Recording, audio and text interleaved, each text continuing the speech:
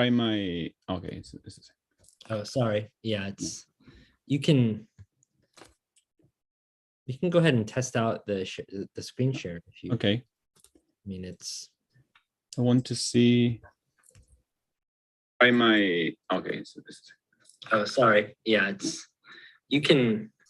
There's some, sorry. Okay, there we go. Sorry about that. There was some feedback. Okay, we are live now. Let me go ahead and it's okay if we go ahead and get started, Fernando? Is right? Yeah, perfect. Okay. So let's go ahead and so we are getting started here with our next section. The next 3 talks will all thematize one way or another Japanese philosophy. And our next speaker is Fernando Wirtz. He's I think you're a postdoc at the University of Tübingen, is that correct? I just started a position at the University of Kyoto. Excellent. It's very new. Yeah, that's why I didn't tell you. But yeah. Okay, you've been at Tübingen for some time, though. Yes, I was in Tübingen, and now I'm in Kyoto. Oh, great. Okay, that's you're closer to me and Dennis than before. That's excellent.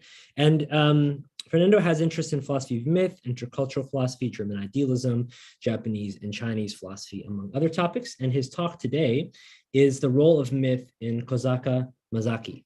So the floor is yours. Take it away. Perfect. Perfect, Greg. Thank you very much. Let me first share my screen.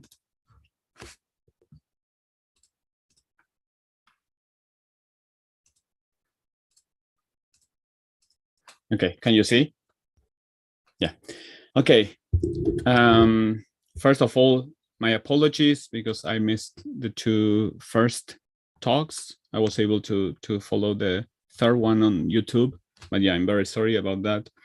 And thank you again, Gregory, for I know the other organizers, but also you, especially for the idea. I think it's amazing. So thank you very much. My project today is very humble. I was just to introduce the figure of Kosaka Masaki. Kosaka is his family name. He's not so well known outside Japan, and neither in Japan you will find a lot of people writing about Kosaka. And okay, yeah, because there are a lot of Schellingians here. I wanted to promote my book about Schelling that is coming soon, possible in July or so.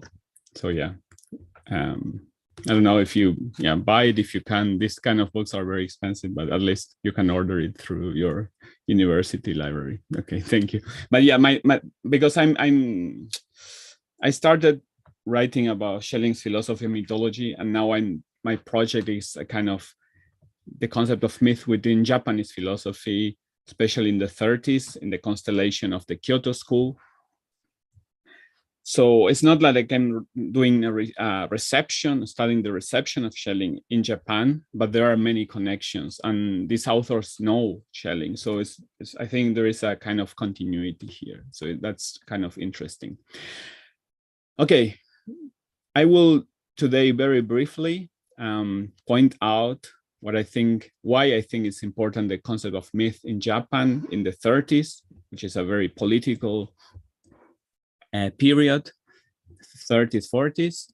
Then I will just mention 2 examples because I argue that we can find the concept of myth very present, not just in the general context of pop culture in Japan and politics, but also in philosophy, concretely. And then I will focus on this author, Kosaka. Okay. The Japanese word Shinwa is used to translate the Western concept of myth. The word is formed with the kanjis of God, divinity, spirit, Shin, and story, wa, or hanashi. Hence, Shinwa implies the concept of a story about the gods. The idea of orality is also present in the Greek term mythos, but it certainly seems interesting that the Japanese language was able to combine the notions of the sacred and a tale in one single word. Since this appears to be the two main features of the concept of myth in our common use of the word. Indeed, myth is used to refer to the ancient ideas of the origin of the world, the genealogies of the gods. But today also in English, fictions are also called myths. And when we talk, or when fictions are used to create a common narrative to make significance of political experiences, this is sometimes referred to as political myth. These two sides of the concept, the sacred dimension and the human dimension, are also clearly present in the context of Japanese philosophy of myth, and sometimes, as in the case of Kosaka, they appear intertwined, as I will try to show. I will begin by presenting some general examples of how myth was discursively present in the semantic field of Japanese intellectual and political life in the 30s. And then I will focus on the figure of Kosaka. And just for you to have a general idea of what I am talking about, Kosaka belongs to this group of philosophers, at least to the constellation of philosophers that are commonly referred to as the Kyoto school. The names that are mostly known is the name of Nishida Kitaro and Tanabe Hajime and Nishitani Keiji. Kosaka is a student of Nishida and Tanabe, so he belongs to a little bit younger generation. He has the same age as Tosaka Jun, for example, and also Miki Kiyoshi. So he graduates, he studies at Kyoto, he becomes professor and so on, and he's known mostly for having participated in the famous roundtables discussions that took place between 1941 and 1942 under the title The World Historical Standpoint and Japan. So maybe if you heard about Kosaka, probably you heard about him in this context. And these discussions were very famous because there Kosaka has a very pro-war rhetoric, right? And this is why many people criticize the Kyoto school for their relation with the war. And after the war, Kosaka was actually banned from public office, and then he was somehow rehabilitated and becomes dean of the Faculty of Education of Kyoto University, and he died in 1979. So that's for you to situate Kosaka historically. And Kosaka is not, I think that the fact that Kosaka talks about myth is not a coincidence, but if we search a little bit in the literature and scholarship of the 30s in Japan, we find the concept of myth in many ways. We find it in pop culture, in children's book. The example that I'm going to mention today is this reappropriation of myth that we found in the text Principles of the Kokutai from 1937, a pamphlet for educational and propagandistic purpose, extremely popular at the time, which developed the idea of Kokutai in a little more detail. And Kokutai is usually translated as national polity or national body. It's a kind of symbol that incarnates the essence of the Japanese nation. Needless to say, mythical elements are clearly present in this text. And let me read just this fragment. In the mythologies and legends of the West, so this is a fragment of this pamphlet, Principles of the Kokutai, and it's edited by the Ministry of Education, so it has no author. In the mythologies and legends of the West, too, mention is made of many deities, but these are not national deities that have been linked with the nations since days of their origin, nor are they deities that have given birth to the people or to the land, or have brought them up. Reverence towards deities in our country is national faith based on the spirit of the founding of the empire. And it is not a faith towards transcendental God in the world of heaven, paradise, paramita, or the ideal, but it is a spirit of service that flows out naturally from the historical life of the people. Hence, our ceremonial rites have a deep and broad significance, and at the same time are truly national and allied to actual life.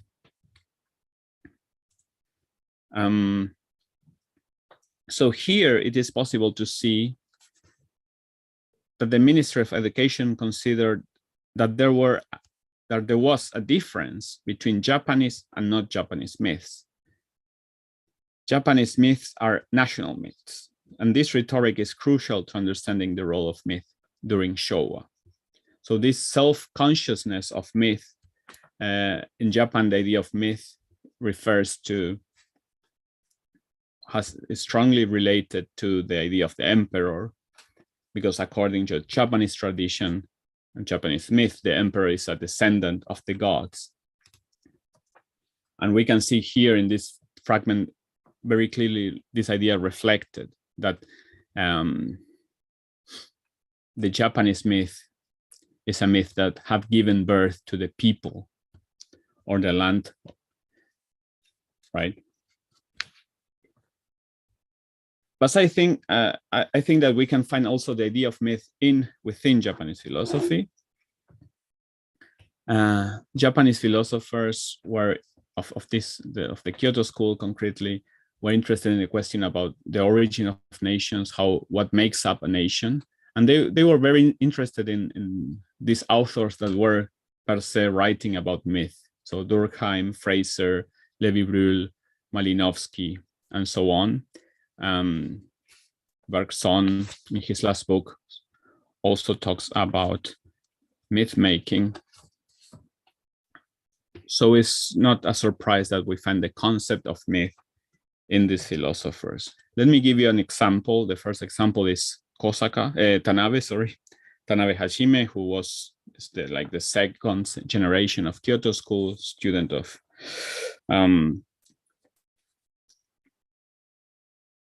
younger than Nishida.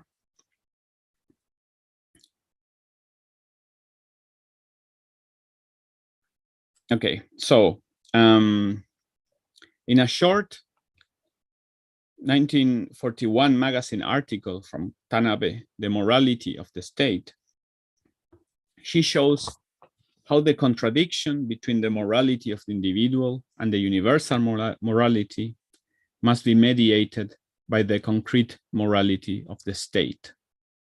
So the state was also a very important concept for these philosophers during the war. The state and the nation, Minsoku, were two closely related terms. Here in Tanabe, the state is the nation rising to its own self-awareness. The morality of the self-conscious state has its origin in the founding myths. And I quote Tanabe, "The ideal of the foundation of the state, which is the unifying center of the people's spirit and the basis of national policy, is nothing other than the content of morality." So this idea of the foundation of the state, I think, is already mythic. And Tanabe says this is the unifying center of the people's spirit. This is what unifies people's spirit. Let me read you a little bit more. I will just read the parts I marked. The ideals of the state derived from the national body, Kokutai, are already mentioned in the mythology of the founding of our nation. I jump a little bit. In general, myths are simply understood as the religion or science of primitive peoples who imagine the origin of their own people in connection with the creation of the universe. But this does not fully explain their meaning. Instead, myth is a budding philosophical awareness of history that demands absoluteness from the relative and must be mediated by the present historical construction. So basically what Tanaban says here is myth is not simply the religion or science of primitive people, but it's this center that unifies the nation. But on the other hand, myth is not enough, must be mediated. This is a classical idea. We cannot remain in myth, but here he says myth should be mediated by the present historical construction. He should be mediated by present. Otherwise, it remains in the past.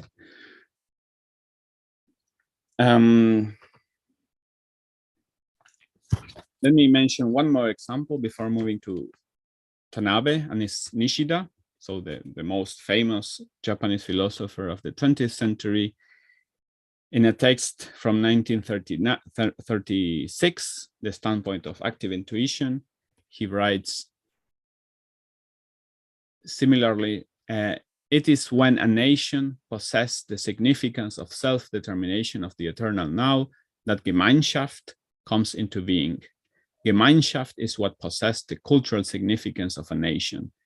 In this, we are not just biological species. What unifies the Gemeinschaft is the mythos.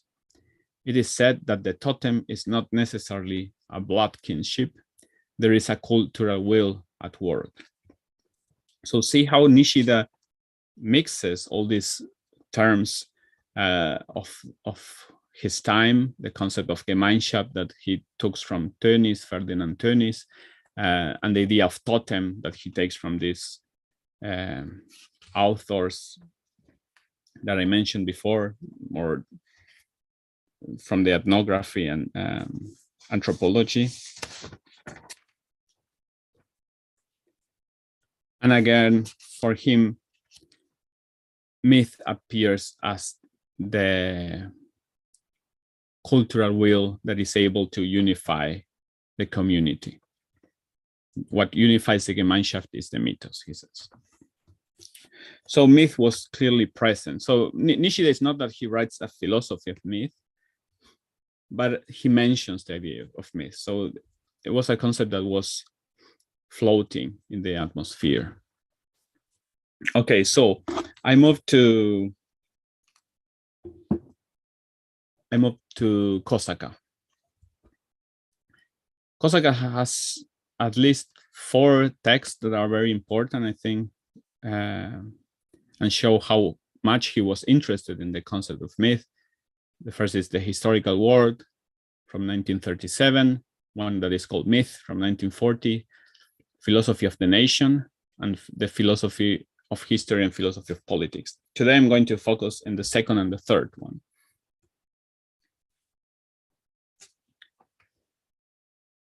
Okay, so Kosaka. For Kosaka, history begins in the transmission, traditio, of past events. In that sense, the very origin of history is to be found in the most elementary forms of transmission: gossip, anecdotes, and legends. And this is why he says that he will start talking about history by talking about the periphery of history. While gossip reminds us of the reverse side of everyday life, the things that should be hidden, so gossip reveals that what should be hidden, anecdotes and legends offer a world that frees itself from everydayness. But the difference between these two latter notions is that anecdotes always refer to humans, while legends include supernatural beings and heroes. All these elements do not constitute history per se, but they belong to the periphery of history. So tradition and public opinion, the phenomena of transmission that can be found in most societies, do not generate history, but they constitute its framework, or as Kosaka terms it, its atmosphere. There is no, this is a quote from Kosaka, there is no historical event without an atmosphere, such as there is no fish without water. Myths and legends are part of this atmosphere, but they are different from anecdotes. I quote, "When I compared the legendary with the anecdotal, I learned that the former belongs to more to the Gemeinschaft than to the Gesellschaft, and that it is a demonic, magical world." Myth seems to have something that simply does not belong to the atmospheric character of one epoch. Rather, it contains something demonic that transcends it. A myth normally refers to some event in the immemorial past. Myths are repeated as costumes, but their origin is not clear or even unimportant. For that reason, they seem to be already there. So Kosaka will say that myths are already there. They have a character of being already there. I quote, "In legends, we have seen something demonic. So what is the basis of their authority? Because we believe in legends, so they have a certain authority. Regarding the legendary, we are commanded to accept it simple-mindedly. What is the basis of this overbearing authority? It might be based on various reasons, but what is interesting to us in connection with that will be discussed later. What will be discussed later is that the mythical has the character of already existing, and as we have said before. We also said earlier that the newer the gossip, the more valuable it is, while the older the legend, the more valuable it is. This is also related to the character of already. So why is that? The fact that a myth is demonic means that it has some kind of foundation for a nation. Why then does the character of already have a foundational meaning? The authority of the past is a given one. It seems to be neither natural nor historical. Hence, myth can adopt a foundational meaning. The pre-contractual availability of the past breaks through the monotony of the society, and this is why it can be described as vertical. So Kosaka will say, the spatial is horizontal, and horizontalization is the dissolution of the mystical and threatening, which was the basis of gossip. But in legend, the everyday is mystified and made authoritative. This is because the temporal can be considered to indicate the direction of deepening in relation to the spatial. So, what it seems, Kosaka doesn't develop this idea much more, but it seems that he understands that there is a horizontal level, which is the everydayness, which is gossip, and there is a verticality that is myth, that is this idea that something can cut into history that does not belong to history or does not belong to the time of the everydayness and creates something new. Gossip and legends represent two different types of dynamism. Gossip reveals that which was hidden, flattening what is enigmatic within the events of daily life. Following Kosaka's contraposition, it can be inferred that legends, by erupting the temporal elements of the already, are to be considered as a vertical cut transversal to the horizontal banal dimension of life, of daily life. So I move to the next text. In 1942, Kosaka published the book, Philosophy of the Nation. This is a magazine article where we have an interview made by Miki Kiyoshi, another philosopher of the Kyoto School, and he interviews Kosaka that you have on your left. He interviews Kosaka about this philosophy of the nation, about this text. He published Philosophy of the Nation, a work in which he defends the idea that a nation, to affirm its global subjectivity, will inevitably clash with other nations. However, contrary to the conception of imperialism, which conceives other peoples as means, Kosaka perceives them as from the logic of mediation, that is, as independent subjects. This is what Kosaka says. In this context, the self-affirmation of the Japanese state must be oriented towards the conformation of the greater East Asia co-prosperity sphere, a concept that sought to unite different Asian countries under Japanese leadership. What is of interest for the purpose of this paper is the moment at which the nation is constituted as such. For Kosaka describes this process as linked to mythical self-consciousness. First, Kosaka clearly affirms that the nation, Minsoku, to become a world subject, a global subject, it is a national state, Koka Minsoku, must have a mythic consciousness. So this is very Schellingian expression, I think, mythic consciousness. Kosaka does not clearly explain the range of this expression, but it is clearly related to the self-determination of the nation. As in the case of the historical world, the text that we dealt before, it seems that Kosaka is thinking about something that disrupts the life of a group, giving its members a vertical axis of meaning. One of Kosaka's concerns is to demonstrate that the essence of the nation cannot be explained on the basis of the external aspects of a nation, a race. And in that sense, Kosaka criticized some kinds of biological racism of his time. Like he mentions Gobineau.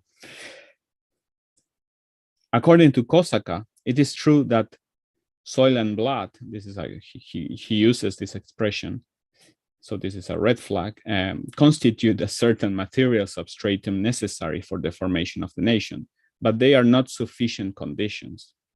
And I quote Kosaka once more: "The mythological attitude is certainly neither a naturalistic nor a historical attitude.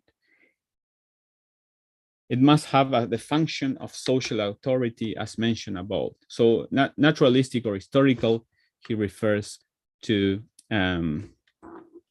okay, I have more 5, yeah, okay, I will finish soon. He refers to this idea that we also find in Schelling, that myths are not merely historical allegories or natural allegories and so on. It must have the function of social authority as mentioned above. However, at the same time, the myth that forms the basis of a nation state also contains aspects that develop in the direction of natural science and history, and at least in a self-denying way, they offer a moment to grow into them, into science.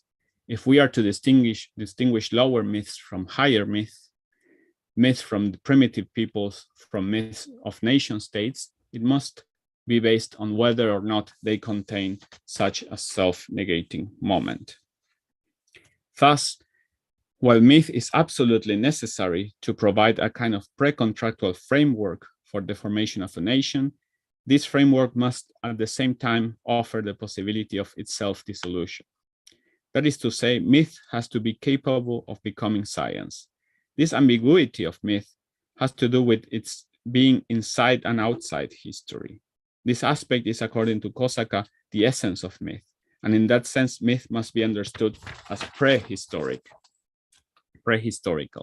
because he's neither outside nor inside history, he says. That is, as negotiating with history from beyond history.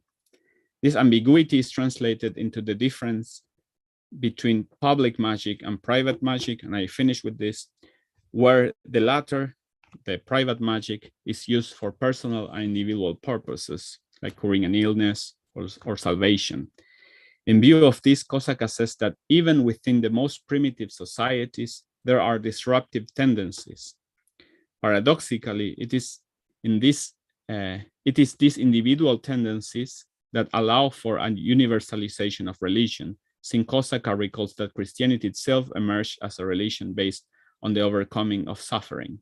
And I quote, "Such supratribal religions are oppressed and persecuted from the standpoint of the tribe for breaking its unity. Those who believe in such religions, on the contrary, will resist in the form of sacred societies." End quote. Here it can be seen that even more clearly how for Kosaka, the transcendence that makes possible the formation of a nation is chained to a self-denial of mythical thinking, since this disruptive element originates in the very bosom of magical thinking. In other words, a nation must possess supranational, supraparticular elements, since it must always be mediated by the recognition of other nations. And this is what I found interesting in Kosaka, that there is a kind of double movement in myth.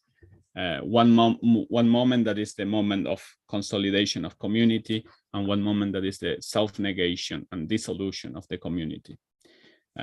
Okay, I will stop here. Thank you very much. Thank you very much for your talk, Fernando. It Yeah. was very informative. Okay, so we have about 15 minutes for discussion. So the floor is open for questions. Again, you can raise your hand or you can just message me.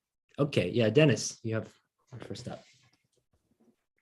Hi, Fernando. Thanks for your talk. Oh, can I? Yeah. Okay, should be fine. Can I ask you a little bit more about this aspect of self-negation in myth? Because obviously, what would make him a Kyoto School philosopher is this aspect of self-negation, right? So he has a sort of normative view of myths, that there's low myths and high myths, and the high myths are the ones that contain the possibility for self-negation in themselves, so that they could, for example, progress into history or science. Is this the theory, or could you elaborate a little bit? It sounded very fascinating. Thank you very much. Yeah, I understand precisely in that way. He also talks, for example, about the idea of potlatch, this rate that also Marcel Mauss, I don't know how to pronounce it, you know, Marcel Mauss described. And for example, there he mentions that in the sense he refers to potlatch as a myth or as a mythical moment, and he says that in the potlatch we have the origin of the community, the fraternity. So first we have the tribe that is united by the idea of totem, and the tribe identifies with the totem. And the change, the beginning of modern society starts with the potlatch. What happens in the potlatch is that a member of the society, a member of the community, makes, for example, a celebration, you know, and he gives or she gives to the community something. He makes a gift, for example. And Kosaka finds this interesting because by the moment of, this is a mythical moment, but a self-mythologization of the person who does the potlatch, because he assumes the authority of the community in himself. So before we had the authority in the totem or in these external figures, like animism. Kosaka refers to animism, so we are identified with different animals or with the totem, and then with the potlatch we have that there will be a leader. There will appear this figure of the leader of the community, and this process is a self-mythologization on the one hand, because it's the leader himself who makes himself somehow the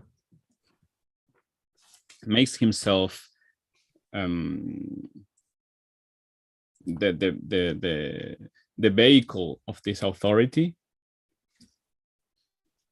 so this is a mythical moment, but it's also the negation of myth, because it's when modern society starts. It's when we have the transition from this Gemeinschaft to the Gesellschaft, of when we will have individuals and so on. So this is one of the things that Kosaka explains about the self-negation of myth. And yeah, I'm interested because on the one hand, the idea of self-negation of myth for philosophers of myth, I think, is sad, because you want myth to somehow to continue, but these philosophers always have this moment in which they negate myth, which is also understandable. Schelling also says the Greek mythology is somehow the end of myth. And in the Kyoto school, you have also this idea: you cannot remain in myth. Myth is a moment that you need to create the community, but you cannot remain in the level of magical thinking. You have to evolve. But the case of Kosaka for me was interesting, because it seems that these two moments, there is an ambiguity. So myth negates itself, but it also somehow remains remains operating. So that's why that is how I understand that passage. It's not that really Kosaka develops this a lot. This is a moment of the book, so this is my interpretation of that moment. I hope it's a little bit more clear. I don't know. Maybe doesn't it a little bit? I don't know Kosaka that well, actually, but doesn't it betray, maybe considering the time when he's writing this, doesn't it betray a little bit of the influence of Tanabe, that the self-negation of myth is obviously not the disappearance of myth, but it's the if myth leads to history, it can only be done if history mediates myth, right? This is self-negation, or this is the logic of mediation according to Tanabe. Yeah. So do you think it's in that sense that myth is always sort of, I wouldn't say preserved, but at least mediated? That's mediation is a very difficult concept, but yeah. Yeah, I think it goes in that direction. Perhaps Tanabe is even more refinate when he talks about mediation. So yeah, that's why I'm looking forward to your talk and the talk from Kelvin. So yes, I want to hear about that. I'll do my best. Thanks. Thank you. Good. Thanks for the question, Dennis, and for the discussion. Further questions, comments?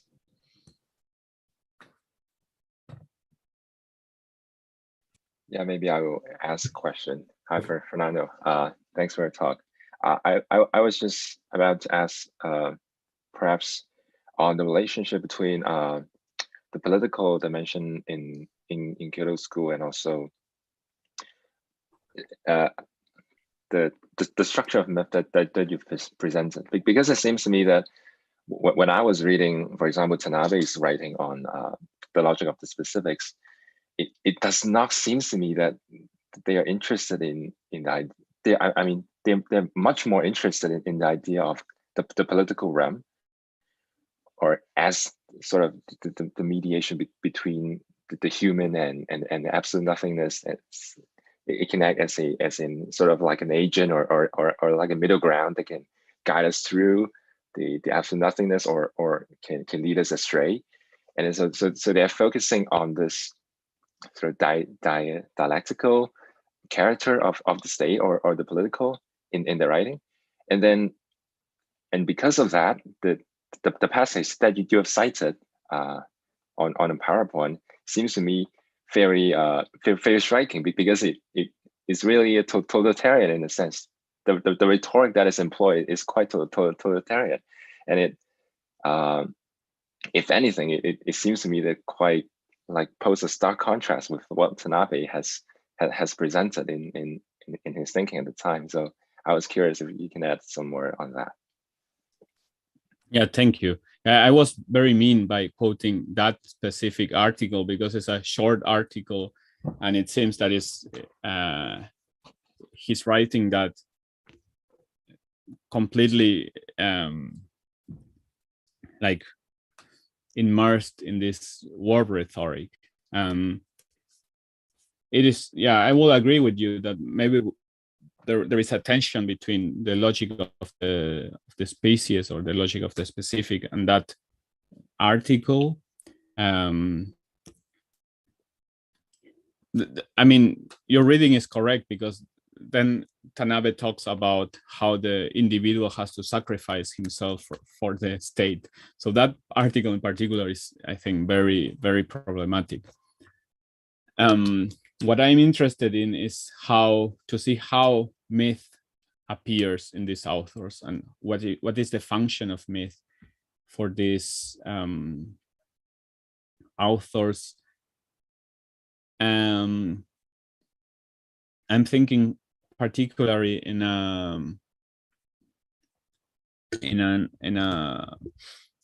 there is a scholar, I think his name is I think David Pan. I think he teaches in USA, and he writes about philosophy of myth in authors of Germany in the 30s that are also very problematic, like Alfred Baumler and Rosenberg, he writes this book, The Myth of the 20th Century. So kind of national socialistic authors during the 30s in Germany. And he says something interesting, that is, because we normally, I think, associate writers on the right to this idea that they rehabilitate myth and they create these national myths. And what this David Pan, what this scholar says, is that actually they are not philosophers of myth, because they always call myth to negate it at some point. So it's not that they never remain in the level of myth. So this is why this problem of the negation of myth is interesting to me, because I want to find out how myth operates in these political discourses.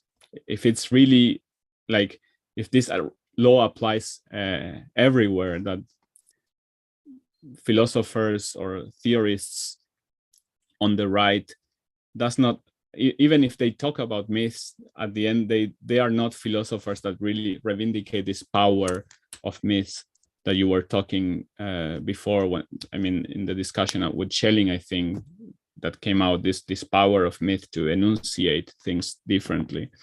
But there is kind of a repression of myth. So that's why I'm interested in that. And I think Tanabe, your interpretation of the text I quoted of Tanabe is correct. So that text is really like Tanabe putting myth at the service of the state. So in that sense, yes. But I'm interested also to, and especially in this occasion, in this conference, to hear more about this problem, maybe. So the problem of how myth operates in these discourses. Yeah. Dennis? Yeah, it's sort of interesting, because I don't really understand why Kusaka would make this sort of distinction between low myth and high myth, because it doesn't really seem to solve any serious problem. If anything, it's just sort of vulnerable to third man arguments and stuff like that. I mean, if the problem is that you have that myth by nature is self-affirming rather than self-negating, then as soon as you're talking about self-negating myth, you're no longer even talking about myth anymore. You've completely gone over into something else. So this really goes back to, I guess, the definition of myth, or how myth is even capable of transitioning into something else. And then I think Tanabe would probably says it can't, but what it can do is mediate itself in different forms, where it would be difficult to, at some point, obviously recognize it, but it would always still be there, because it's impossible for something to just, I don't know, flip over into its contrary or something. Yeah, just some comments, just some thoughts. I don't know if this is helpful at all, but maybe Fernando, you can be very quick, because we have one more question after Dennis. No, yeah, I agree with that. I also don't completely understand why he does this distinction between lower myths and higher myths. But he says at some point that myth is metaphysical, and he refers always, as the other authors of the Kyoto school, to this eternal now. So it seems that there is this eternal now. I will also understand that there is something myth. I think you said myth manifests itself in different ways. So I also will think that for Kosaka, myth is the self-negation of myth kind of works because myth withdraws itself. So myth always reveals something by hiding something. So this is for me this ambiguity of myth, but this is the way I would like to understand Kosaka, not the way necessarily Kosaka is saying that. Thank you. Okay, Stefan, floor is yours. Go ahead. Thanks. Yeah, I certainly have a couple of questions on the conceptual structure of myth in relation to these other fields. That goes too far now. These circles that you depicted first help me understanding, say, something like a function that myth might play in a certain context that would not necessarily include a timeline. However, mapping the idea of myth or its function on Tönnies, a distinction between community and society, then confused me. And in the end, it seemed to me that that in the Japanese reception of the time, Tönnies is indeed understood in this very unidirectional evolutionist, overcharged idea of a development. And that puts the negation of myth into a perspective that is almost simplistic. I mean, it's just something instrumental towards within the development of other forms. Then it's not even mediation; it's instrumental. That's even less than the novel idea of mediation or so. So I think that. Since you yourself raised the question, okay, it would be interesting to hear more about the context. I think it would be interesting then to find out how Tönnies and this ontologizing philosophy of social philosophy is actually received and how it is conceived of in this context. And I think this would tell a lot more about the possible totalitarianism or authoritarianism that seems to be heavily implied in all those quotes. Yeah, sorry, that's I guess also more of a comment. No, yeah, but I also agree at that point that the reception of Tönnies, I mean, I don't know Tönnies so much, but I read the quotes, the passages of and Kosaka quotes a lot Tönnies, not just a book about public opinion, but also other books. So he's very interested in Tönnies. But it's certainly so that they seem to make us very lineal reading of Tönnies.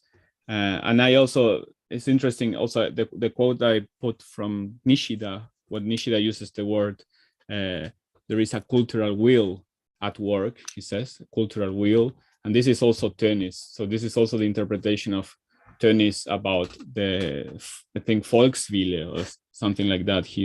I think Tönnies starts the book talking about this Volkswille.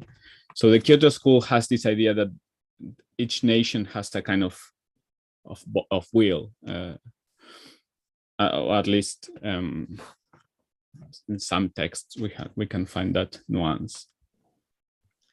Okay, so maybe we want to take a 10-minute break. So Dennis, if you want to say something before you had your hand up again? No? Okay. All right. Well, how about we stop here? Thanks a lot again, Fernando. It was a very interesting talk and great discussion. Thanks everyone for your questions. So thanks again. Maybe we come back in 12 minutes at 9 o'clock and we'll hear from Dennis on Kuwazawa and Tanabe. Okay. Thank you. All right. See you in 10 minutes.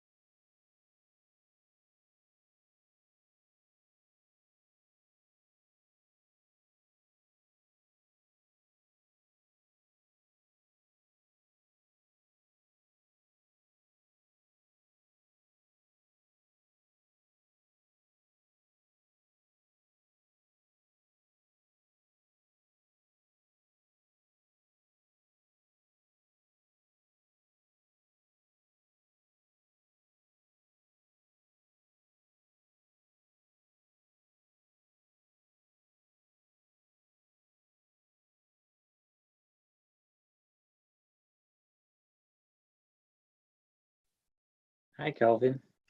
Hey, Dennis. How you doing? I'm doing great. Yeah. Is it cold It's there? early in the morning. Is it hot? It's summer, right? No? No, it's not summer. It's Canadian summer is not summer. Okay, I see. Do they even have summer then? it's technically summer. I see. The best kind of summer, you know. No, So basically, it's nice. never 30 degrees like in Hong Kong, basically. It's 9 degrees Celsius here. 9? Oh, wow. Yes. Whoa. So weather shock, culture shock. Well, actually, we have a weather shock in Hong Kong right now, you know, because it's not 30 degrees at all. It's 20 degrees. Is it 20 degrees? Okay. Yeah. It's not too bad. Yeah. Oh, no, it's 25. It's 25. I mean, it's yeah. It's almost it's supposed to be 33 degrees by now, right? Oh my God. It's true. It's true. Actually, this conference that I submitted to about Lavanasana and Tanaban as well is asking for me to show up after 3 years of postponing the whole thing because of the pandemic. Oh really? Oh, that's nice. So now that you're giving that talk, I'm almost thinking of telling them, like, no thanks. You know, you should do that. I shouldn't be doing You should let me know.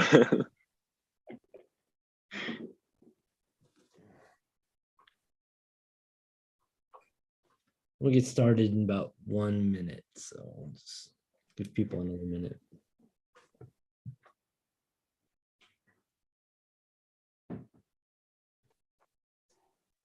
Where in Canada are you? I'm in Toronto. Okay. Flying out of Toronto in a couple days here to Edmonton, so Oh, for another conference.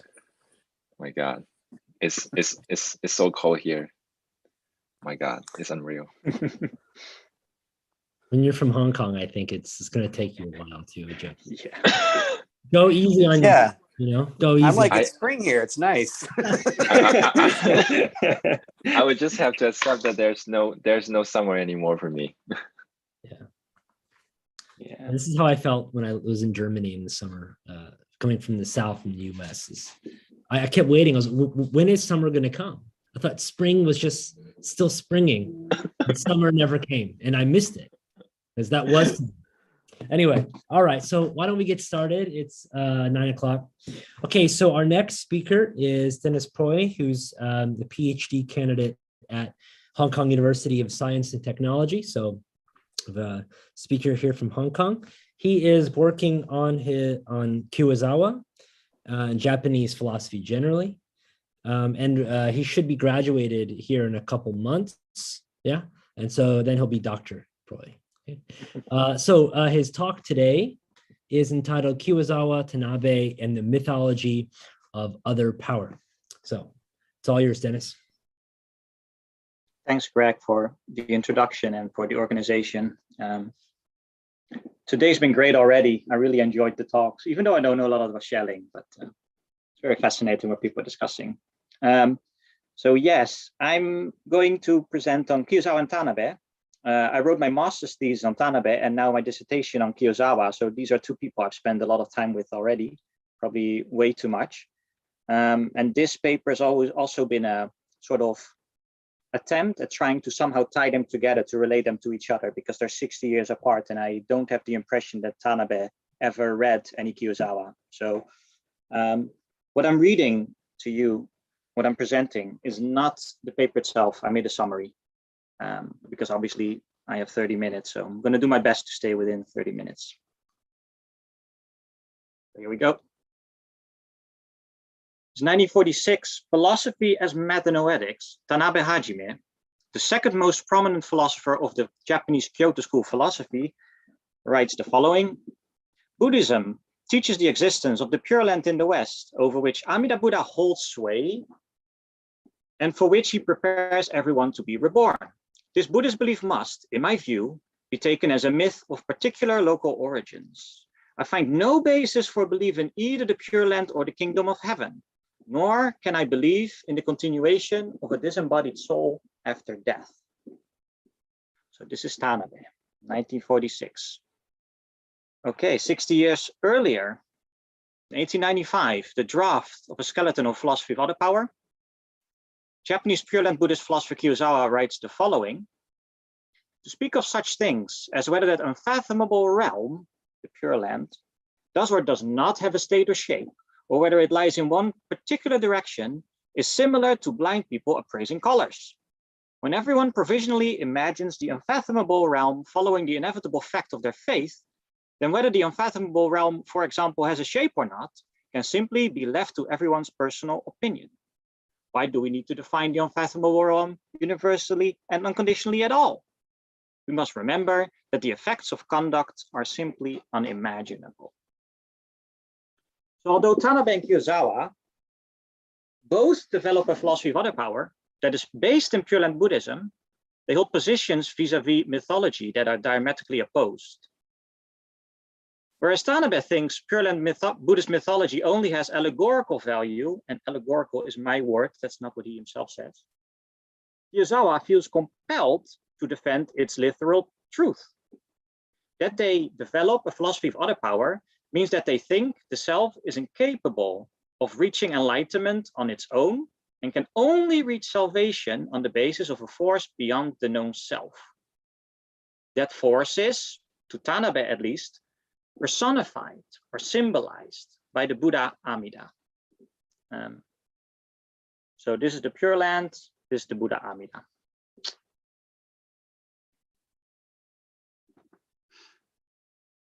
It is this soteriological structure of Pure Land Buddhism, that the self is to be saved by other power, that draws Kyozawa and Tanaban to it.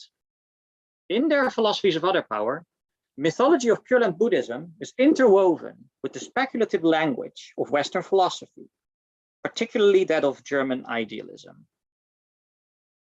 In my paper, while acknowledging that their attitudes towards myth are partly the outcome of the historical context in which their thought is situated, I argue that Kyozawa and Tanaban both employ different versions of what I refer to as a logic of mediation. So here we go, here we have it, mediation, and show how this logic is used, respectively, to defend that the Pure Land Buddhist mythology is to be taken literally, so that would be Kyozawa's position, and that it is to be interpreted allegorically. That would be what Tanaban does with the logic of mediation. So to contrast the two at the outset, Kyozawa can, in Kyoto school parlance, be identified as a philosopher of being, who shows how salvation is possible because the absolute, that would be the Buddha Amida, manifests itself as the relative, and that would be the Bodhisattva Hozo, which according to him is precisely what Pure Land Buddhist mythology teaches. By contrast, Tanaban is a meta-noetical or trans-rational philosopher of nothingness, who thinks the structure of salvation can only be grasped by a trans-rational consciousness, which is a form of consciousness that has performed an absolute critique of reason, and as such is far removed from mythological consciousness. So let's do the easy part first, the historical context. So Kyozawa is active in the Meiji period. So that would be the second half of the 19th century, which is a time when Japan undergoes rapid modernization. He studies philosophy, among other subjects, at Tokyo University, and quickly becomes an influential educator priest, not an academic, an educator priest with the Shin school of Pure Land Buddhism. In his time, many Japanese intellectuals embraced Western positivism and denounced Buddhist ideas such as the Pure Land as superstitious. Kyozawa viewed Buddhism as a scientific religion and defended the objective existence of the Pure Land against these positivists. By contrast, Tanaban is a self-professed man of science who during the final years of the Second World War experiences a conversion to other power. Though his later works take on a religious character, he continues to maintain the importance of reason. And unlike Kyozawa, Tanaban is not a priest, but an academic philosopher. So Tanaban tends to engage, to my mind, in the very sort of rationalization of mythology that Kyozawa seems wary of. Okay, that's the easy part. Now the more difficult part of my paper. So what are these logics of mediation? And what role do these play in their take on Pure Land Buddhist mythology? So because the logic of mediation they employ is different, it only seems natural for their evaluation of mythology to be different as well. So to begin with, what even is mediation? Think of the two Tanaban makes this the clearest. When he calls his logic one of absolute mediation, he means to say that it does not admit of elements that are immediate in the sense of subsisting on their own independently. His logic is one of absolute mediation because the absolute as well cannot be left unmediated in his philosophical system. For what is unmediated is never absolute, but always relative. The absolutely is only absolute because it is mediated by the relative. The relative is only the relative because it's mediated by the absolute. In Tanabe's case, to say this constitutes a logic, by my lights, is simply a way to avoid calling it a metaphysics. I think in Kiyosawa's case, we can also just simply speak of a metaphysics of mediation. But to Tanabe, the word metaphysics is suggestive of a reality beyond phenomena. That would be the true reality. But according to Tanabe, the true reality, in the sense of the absolute, is not something that can be opposed to or lie beyond phenomenal reality at all, because in doing so, becomes relative and loses its absoluteness. To Tanabe, the absolute is not a highest form of being, but an absolute nothingness that makes being and its opposite, nothing, possible by functioning as their mediatory other. So while Tanabe explicitly states his philosophy is one of mediation, Kiyosawa rarely even uses the term mediation. And in fact, he seems to be doing early on the opposite of what would be called a logic of mediation. So while Buddhism traditionally denies that phenomena in any way subsist on their own, so unmediated. So Buddhism thinks all phenomena are selfless. Kiyosawa, for a variety of reasons, deems this an incoherent position. So in his earliest piece of original philosophy, the 1892-1893 Skeleton of a Philosophy of Religion, is a somewhat strange document when situated in the history of Japanese Buddhism for offering a defense of the Western idea of a soul. So according to this text, souls are independently subsisting substances that make things what they are and underlie their state changes, thereby making universal becoming intelligible. So I think this is a straightforward Western philosophical position, not a Buddhist one at all, which seems to confuse some commentators. But luckily for us, because this is not a very exciting position, he doesn't defend this position for long. And already in a work 3 years later, in the 1895 draft of a Skeleton of a Philosophy of Other Power, the word soul is not even mentioned. He now accepts the Buddhist doctrine of dependent origination, which is to say that he thinks phenomena are what they are because of causes and conditions, and not because of some underlying, unchanging essence. He describes his metaphysics as pan-developmentism, or the view that everything is part of the universal process of becoming, including the absolute itself. In taking this position, Kiyosawa becomes his own nemesis, for in the Skeleton he had argued that any sensible account of becoming minimally consists of two elements, change and persistence. That something must persist in becoming was his most important argument for the existence of the soul in the Skeleton.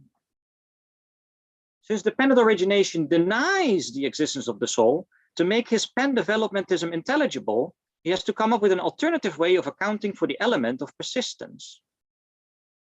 It is at this point that he begins to formulate what we can recognize a logic of mediation. And just to be sure, Tanabe explicitly says he is developing a logic of mediation. Kiyosawa never is. So this is me interpreting him. So how does he get this logic of mediation? Well, he does so by supplementing the Buddhist doctrine of dependent origination, so that all phenomena are selfless and the result of cause and conditions, with concepts borrowed from German idealism. And so this logic works as follows. According to dependent origination, there's only causes and conditions, and effects are basically new causes. So effects could be reduced to causes. Under condition A, cause S becomes effect SP. And then under condition B, SP becomes SPQ, and so on and so on. So in this schema of causality, Kurosawa is using the concepts of communication, which I think is translated from the German Wechselwirkung, and preservation, which I think is simply Aufhebung. So to say that S becomes SP is to say that S is communicated to SP and preserved in it. S is therefore not simply cancelled out when condition A triggers the change to SP, but cancelled out and preserved in SP.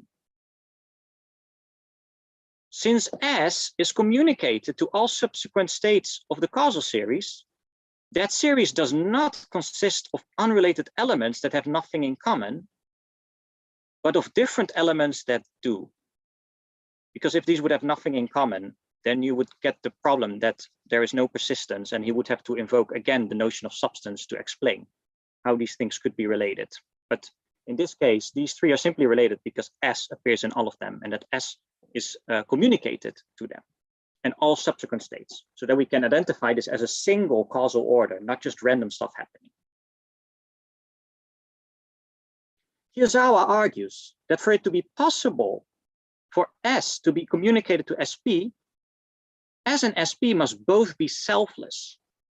If they were substantial, they would be unchanging. And S could never be communicated to SP. And SP could never have been communicated S to it. So for Kurosawa, to say that S is selfless is to say that S is identical to the unlimited. And the same thing goes for all the elements in the series. So basically, this S is identical to the unlimited. This SP is identical to the unlimited. This SPQ is identical to the unlimited. That Kurosawa would have a logic of mediation here becomes most apparent. S does not subsist on its own immediately, but can be mediated to and by everything other to it in virtue of its simultaneous identity with the unlimited and all other limited things. So here we arrive at a crucial difference between Kurosawa and Tanabe. When Kurosawa argues that phenomena are selfless, he means to say that they are empty, but not that they are nothing. The selflessness or emptiness of phenomena to Kurosawa means that phenomena are full of everything other to them, part of a single organic system. To say that Kurosawa employs a logic of mediation is to say that to Kurosawa nothing exists immediately, but that everything is mediated by everything else to be what it is phenomenally. So Kurosawa is, as the Kyoto school would call it, a philosopher of being. In identifying Kurosawa as a philosopher of being and Tanabe as a philosopher of nothingness, I'm applying categories from the Kyoto school philosophy. Whereas Kurosawa sees the absolute as the unlimited, as the one that is many, and yet exceeds the many in virtue of being one, Tanabe views it as nothingness. The draft and Tanabe's philosophy as metanoetics are separated by 60 years. One might wonder how Japanese philosophy goes from the unlimited absolute to absolute nothingness. So this is what happens in 60 years' time. Kurosawa theorizes the unlimited absolute, and 60 years later, we have Tanabe theorizing absolute nothingness. So what happens in between? The short answer is Nishida Kitaro happens, who is the central thinker to the Kyoto school. So he argues that being cannot be the absolute because being is always relative to nothing. And what is relative is not absolute. The true absolute must be beyond the opposition of being and nothingness, or actually being and nothing. It must be absolute nothingness. Nishida forms the bridge between Kurosawa and Tanabe. Nishida was influenced by Kiyosawa and constantly in the background of many of Tanabe's works, especially philosophy as metanoetics. So in my view, Nishida attempts to resolve theoretically what Kiyosawa resolved practically, the fundamental contradiction of the one and the many.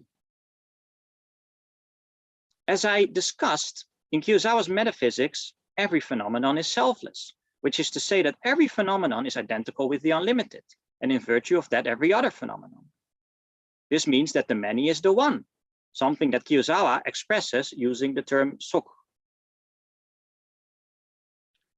This paradox becomes downright contradiction when we realize that any sensible way of defining the terms one and many prohibits them from being equivalent. So to Kiyosawa, at the same time as the one must be the many and the many the one cannot be the many and the many cannot be the one. And Kiyosawa thinks we simply reach the limits of our limited cognition when we try to think the fundamental contradiction. And so to him, the only way out of this contradiction is by choosing to deny one half of it for the sake of practice. And doing so, we enter into religion and find stable grounds. Nishida's oeuvre can be seen as the attempt to do what Kiyosawa deemed impossible, namely resolving the fundamental contradiction theoretically or in philosophy. Nishida does so by modifying the logic of soku into the logic of soku-hi. The one is the many in the sense that the one negates itself to become the many, so that the one is present in the many as its own self-negation.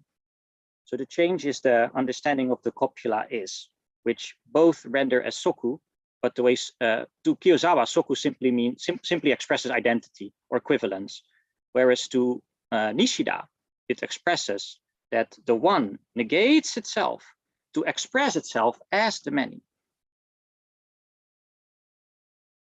Absolute nothingness, according to Nishida, does not transcend or oppose being, but is immanent in it through self-negation. In Nishida's philosophy of absolute nothingness, to say that phenomena are selfless is to say that they are expressions of nothingness.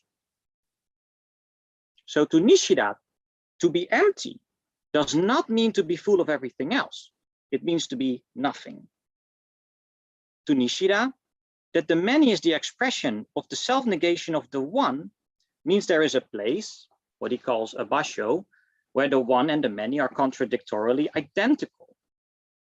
Tanabe's criticism of Nishida is mostly aimed at the concept of basho, which Tanabe takes to be a transcendent place where the absolute and the relative are immediately contradictorily identical. So the concept of basho, Nishida's basho, violates the logic of absolute mediation by supposing there to be a transcendent, unmediated absolute. That's Tanabe's reading of Nishida's basho, though. You could always contest that. In other words, Tanabe thinks that the basho of absolute nothingness is not absolute nothingness, but yet another form of relative being. And this is very interesting because that basically means that Tanabe thinks that there is actually no essential difference between Kiyosawa and Nishida. That the primary philosophical innovation that happens in Nishida is not an innovation at all because he gets absolute nothingness wrong. So yeah. So what's Tanabe's alternative? I already introduced it a little bit. Tanabe thinks that absolute nothingness must be absolute mediation. Nothingness can be nothing apart from its mediation by relative beings. To suggest it is a place is to suggest it exists, but it never does. Nothingness always remains nothingness. And when it negates itself to become being, it does not cancel itself out, but remains itself as being's mediatory other. When relative beings mediate nothingness, relative beings stay relative beings. For unless relative beings are relative beings independent of nothingness, they cannot be relative beings, and as such cannot function as the mediatory other of nothingness. when being mediates nothingness, both stay just as they are. There never is any contradictory identity. At best, there is contradictory difference. So absolute mediation unifies opposites by letting them subsist in absolute difference. So, but now you're all wondering, isn't this a mythology conference? Where's the myth? Here it comes. So with their different logics of mediation clarified, more or less, I hope, let me now turn to show how these figure in their respective takes on mythology. So recall that Kyozawa defends taking Pure Land Buddhist myth at face value, while Tanaban argues that we should interpret myth allegorically, or at least that's what I think he argues. So let's start with Kyozawa. So this logic of mediation, as I call it, that he develops, which is basically dependent origination plus communication and preservation. So this is not simply meant as a metaphysics of how becoming occurs in phenomenal reality, but serves to underpin two components of Buddhist soteriology: karma and skillful means. One classical objection to the doctrine of dependent origination is that it makes karmic retribution impossible, because if selves are selfless, then there is no self that can accumulate karma in the first place. By introducing communication, so wechselwirkung, and preservation, aufhebung, Kyozawa shows how it is possible for karma to be passed into the future, even when there are no such things as souls. Karma, however, is important to enlightenment because it forms the building blocks of the world of cause and condition in which we seek to attain enlightenment in the first place. All conduct generates karma, and karma determines the perceptual realm we inhabit. We presently inhabit the perceptual realm associated with human beings. This means perception and cognition are tied to our human capacities. Since karma is nothing but a blind activity constituting the limited world, how we perceive reality is largely a product of contingency. Reality being a karmic product, and in the end only reality for us, that I conceive of the Pure Land as objectively existing to the west, with streets paved of gold, is the unfathomable outcome of many lifetimes of past conduct. The modernizing positivist, who deems the Pure Land superstition, is tied to the human perceptual realm as well, and therefore not justified in making unconditional claims as to what others should or should not believe. Since we are tied to our perceptual realms, none of us is able to perceive or conceive the absolute directly. This means that in order for the absolute to perform its salvific activity in our world, it must take relative form. When the absolute becomes relative, it must follow the rules of the limited world in order to be able to return to itself. The return of the absolute to itself can only happen when, in its limited forms, it undertakes discipline to karmically accumulate those causes that in the future lead to the effect of enlightenment, a process for which Kyozawa has effectively developed the underlying philosophical or metaphysical logic. This formal metaphysical structure corresponds to a key part of Pure Land Buddhist mythology, namely how the Buddha Amida, so this guy, or at least I think it's a guy, I'm not sure. I think possibly it's a girl, actually. I think they're androgynous. So this metaphysical structure corresponds to a key part of Buddhist mythology, namely how the Buddha Amida employs skillful means to take the form of the Bodhisattva Hozo in order to lead all sentient beings to salvation. The discipline the Bodhisattva Hozo uses to return to the realm of enlightenment is special. He accumulates the infinite amount of merit needed to construct his Pure Land by vowing not to wish to attain enlightenment unless all sentient beings do so with him.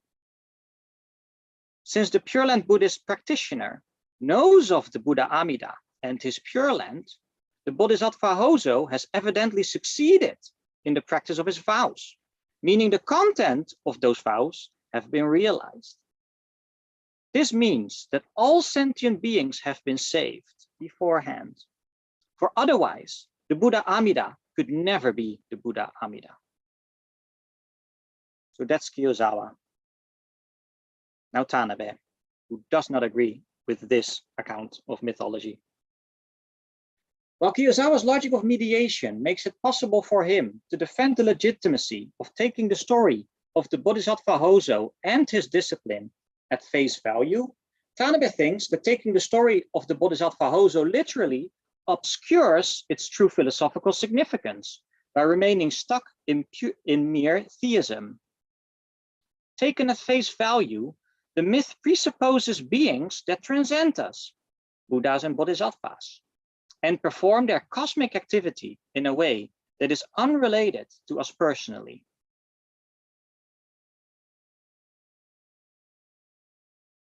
And I'll need 5 more minutes to finish.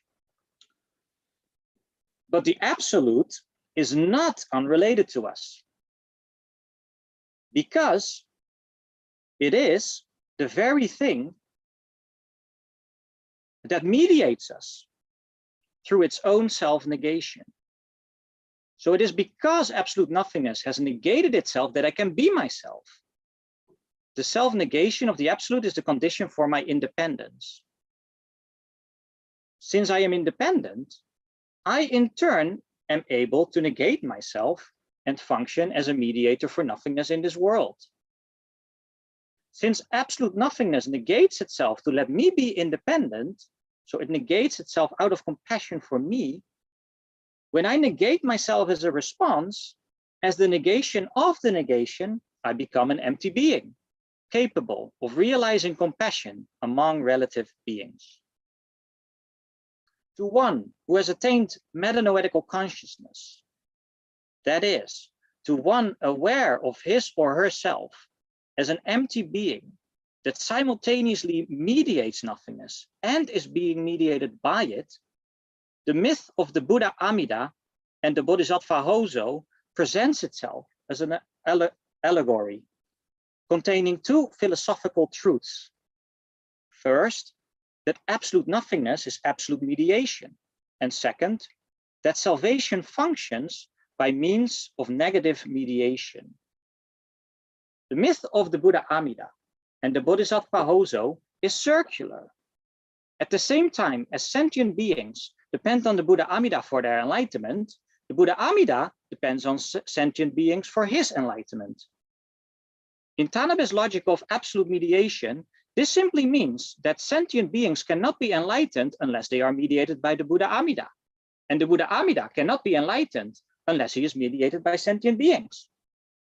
This paradoxical circularity reveals that we are dealing with absolute mediation, that ultimately what is happening here is that reality is nothingness or compassion mediating itself. After all, what sustains the circle is the desire of the absolute to save all sentient beings from their suffering. What sustains the circle is compassion. And second, since the Buddha Amida negates himself to become the Bodhisattva Hozo, and the Bodhisattva Hozo negates himself to save all beings and return to enlightenment, the myth reveals the pivotal moment of the absolute becoming relative to mediate compassion among all other relative beings, indicating that salvation is the mediation of compassion by emptied beings horizontally among themselves, rather than attaining or receiving salvation vertically, directly from the absolute.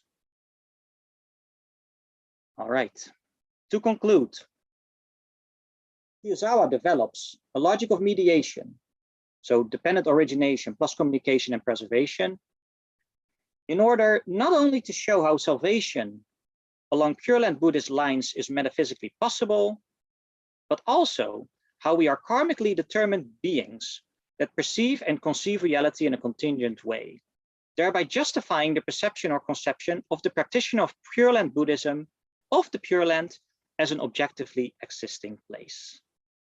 By contrast, Tanaban thinks that taking myth at face value forms an obstacle to being able to proceed to the absolute critique of reason, which thereby retards the formulation of a trans-rational metanoetical philosophy. Only in metanoetical self-awareness is it possible for us to interpret allegorically the actual significance of Pure Land Buddhist myth, that absolute nothingness is absolute mediation, and that salvation proceeds through absolute self-negation. Okay, thank you for listening. Greg, you want to mediate? You want to mediate? Yeah. You want to mediation is really sticking. You want to moderate? I will mediate. I will mediate and moderate and all of that. Maybe you can take down the, there you go. Yeah, thanks a lot for the talk. Very stimulating, always interesting to hear a talk on Tanabe. Okay, so we have some time for questions, at least 10 minutes. We can maybe take 15 if we get lost in discussion. Okay, so if anyone has questions, you can raise your virtual hand or send your name to me in the chat.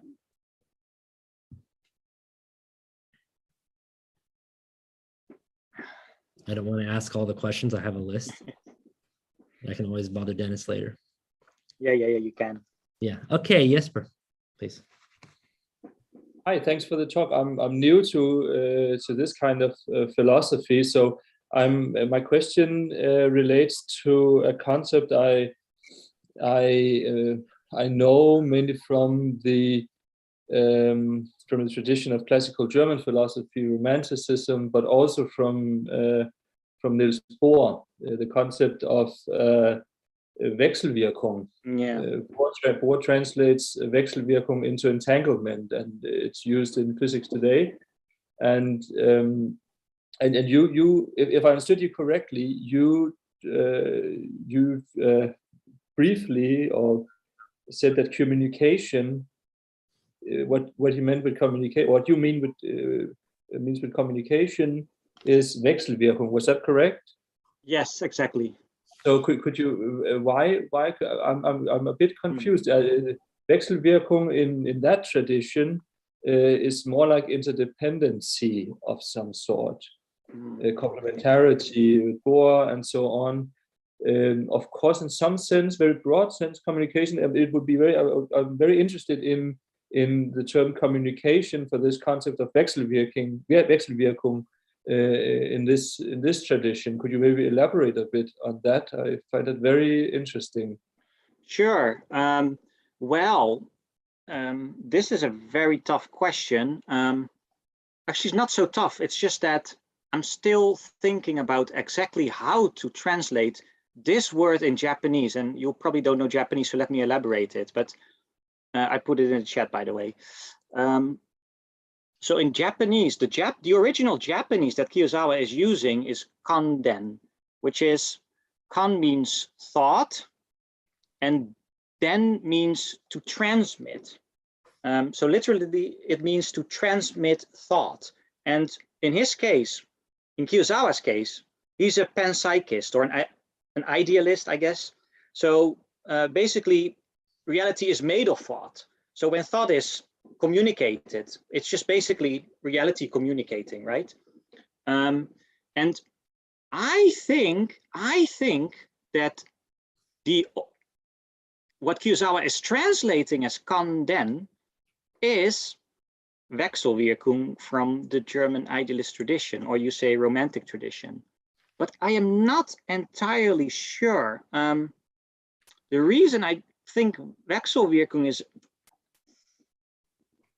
I think instead of communication, actually what I probably prefer as a translation right now, if I think about it, is interaction. I think Wechselwirkung also translates to interaction much better. So the interaction that's happening here is the S being in an interaction with SP being transferred, right? And SP being able to take SP. SP being able to take S, right? This transference, that's what he's trying to capture or describe. It may be that he is simply actually relying on some Buddhist idea.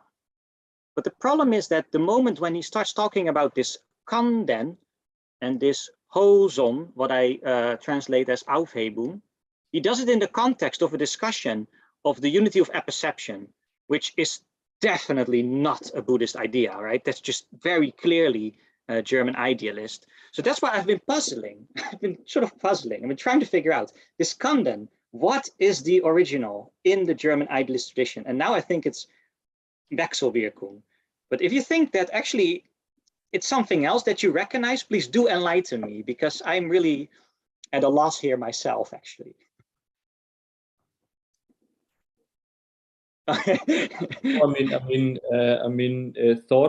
Thought transfer is also, of course, I understand it in some sense. You also have it as communication in some sense. I can understand it, but communication and thought transfer, even this transferring from one to another, seems to me to be something different. As well, of course, there are various. So many different concepts and examples of Wechselwirkung in this tradition. Also going back further, apperception, and so of course I also hear Leibniz and people like that. Oh yeah. But I really, it was really an open question out of pure interest. It would also be interesting with communication. I mean, it's no critique at all. It was simply to unfold it. Well, it's interesting that you mentioned the name of Leibniz, because recently I've been thinking that he is basically taking Leibniz. That this whole language of apperception, which until now I thought comes from, say, Kant, Fichte, Schelling, that it actually comes from Leibniz. That's actually a real option that I'm now investigating. So actually it's a good suggestion. I should investigate whether this concept of Kanden corresponds to something Leibniz introduces, which I actually haven't thought about. So very useful comment, actually. Thank you so much. I'm happy. It could also be a classical German reception part of Leibniz. I mean, he's present too in the tradition. So simply thinking loud here. Yeah, no. Thank you so much. Thank you. Okay, other questions? Okay, yeah, Edward. Ed, do you have a question? Go ahead. You can. Thank you. You can turn on your video too if you're decent. There you go. Oh, hey, Edward. Hello, everyone. Thanks, Dennis, for your stimulating talk. I enjoyed it very much. I know a little bit of Tanabe. So when you were talking about absolute mediation, what I get from the concept is that the absolute cannot be absolute unless it's mediated by the relative, and the relative cannot be the relative unless it's mediated by the absolute. And from this, we can see the process, or in this case, the concept of absolute mediation, which means everything has to be mediated. But does that also include the concept or the process of absolute mediation itself? Does absolute mediation mediate itself? But if that is the case, the process of absolute mediation, which now expands for a higher level, which expands to a higher level, is, I think, itself immediately posited. But then you can say that it mediates itself again. So is this process of absolute mediation go on to ad infinitum? Because I remember Tanabe saying something like that, the absolute mediation mediates itself or something like that. So yeah, can you talk more about that? I think a very helpful comment that Tanaban makes the whole time, and he also makes it in the context of discussion about mythology. So he says that the structure of absolute mediation is circular. So what you're now grasping is simply absolute mediation, because it's simply circular. It simply perpetuates itself, right? So, so does it go on ad infinitum? Yes, I think that's what he wants to say. It goes on ad infinitum. That is part of it, yeah. But it's sort of interesting, the concept of absolute mediation itself and how that is mediated. That's a good question, actually. First, I'm inclined to say that you need to perform metanoetics to get the concept, because the concept then comes from other power. But at the same time, absolute mediation is something that Tanaban already unfolds from 1930, so way before even metanoetics. So, I'm not sure. The concept of absolute mediation itself. It's an interesting question, but that would be my answer. Circularity. I think circularity is the mark of absolute mediation. That's what he says in myth, but also simply outside of it. So the valuable myths for Tanaban are myths that display circularity. That's why the Pure Land Buddhist myth is very sophisticated to him, right? The Christian myth ranks a little bit less high on the scale, but it also displays circularity in the relationship between God and Jesus. So anyway, I digress. Yeah. Can I ask a follow-up very quick? Sure. You mentioned the circularity. My question was just, is the circularity itself immediately posited, or is it, I think that's the question of whether the concept of absolute mediation is itself mediated, or is it immediately posited? Because if it is actually absolute, then that means even immediacy itself is mediated. We have some sort of mediated immediacy. Well, that would be great, no? You answered your own question. Thanks so much. You ask a difficult question, then you solve it for me. But right, so then your absolute mediation, of course, is immediate, and it's not that there's no immediacy. It's that absolute mediation is also immediate, because how else could it be absolute if we're not also immediate? Yes, it must right? also include that into itself. Yeah, so this is part of the dialectical difficulty I think Ed is raising. Of course, it's with Tanabe, not with your reconstruction. But maybe I'll just ask myself a question. I'll ask a question here. Yeah, I enjoyed your presentation a lot, Dennis. It was really interesting to see the different approaches to myth from Kuwazawa versus Tanabe, and to see how those philosophies are, how they diverge in their account of myth, in part because of their account of absolute mediation. And something that you hinted at, but you didn't have time to go into all the details, was how Tanabe's account of the trans-rational is connected to allegory.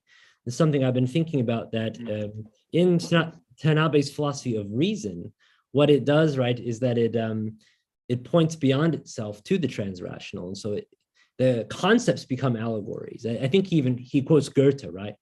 Alles Vergängliche ist ein Gleichnis or something, right? But he actually says something. Yes, like, he does. He quotes. I don't know if he quotes it correctly. I think he may have left out the Vergängliche or something. But anyway, the idea of the allegory being connected with the way that reason reveals the trans-rational. I don't know if you didn't have a lot of time to. Well, the problem is that today I heard a lot of people talk about allegory, and I think it's antonym, or I'm not even sure how it's pronounced. This word from Schelling, and then I realized, wait, is it even wise to use the word allegory? Because I think that's what I say, and I'm not even sure if Tanabe says it himself, and I'm not even sure anymore whether the word allegory is the one I want to even be using here. So I'm gonna reconsider that in the paper. I'm not even sure if it's in the paper, it's in the summary of the paper. So I'm gonna double check, because I don't want to suggest something that Tanabe himself does not say. Because apparently when people hear allegory in philosophy, they immediately jump to Schelling, which I did not realize. So I'm going to have to check again. But he definitely does mention Schelling and this Gleichnis that you're talking about. He does mention it. So, well, yeah, the quote there is from Goethe. Oh, good. Sorry. Yeah. But yeah, okay. Well, we can talk more later. Okay, thanks a lot. Any final questions? Maybe it's 9:47. We have a couple minutes if we want to continue the discussion. Okay, well, why don't we take a break then? And we have about 12 minutes. So thanks a lot, Dennis, for the talk. No problem. Thanks Yeah. for all your comments. Very useful. Thank you. Okay, so we'll come back in 12 minutes to hear Kelvin's talk, and it'll be the final talk of the evening or the afternoon if you're elsewhere.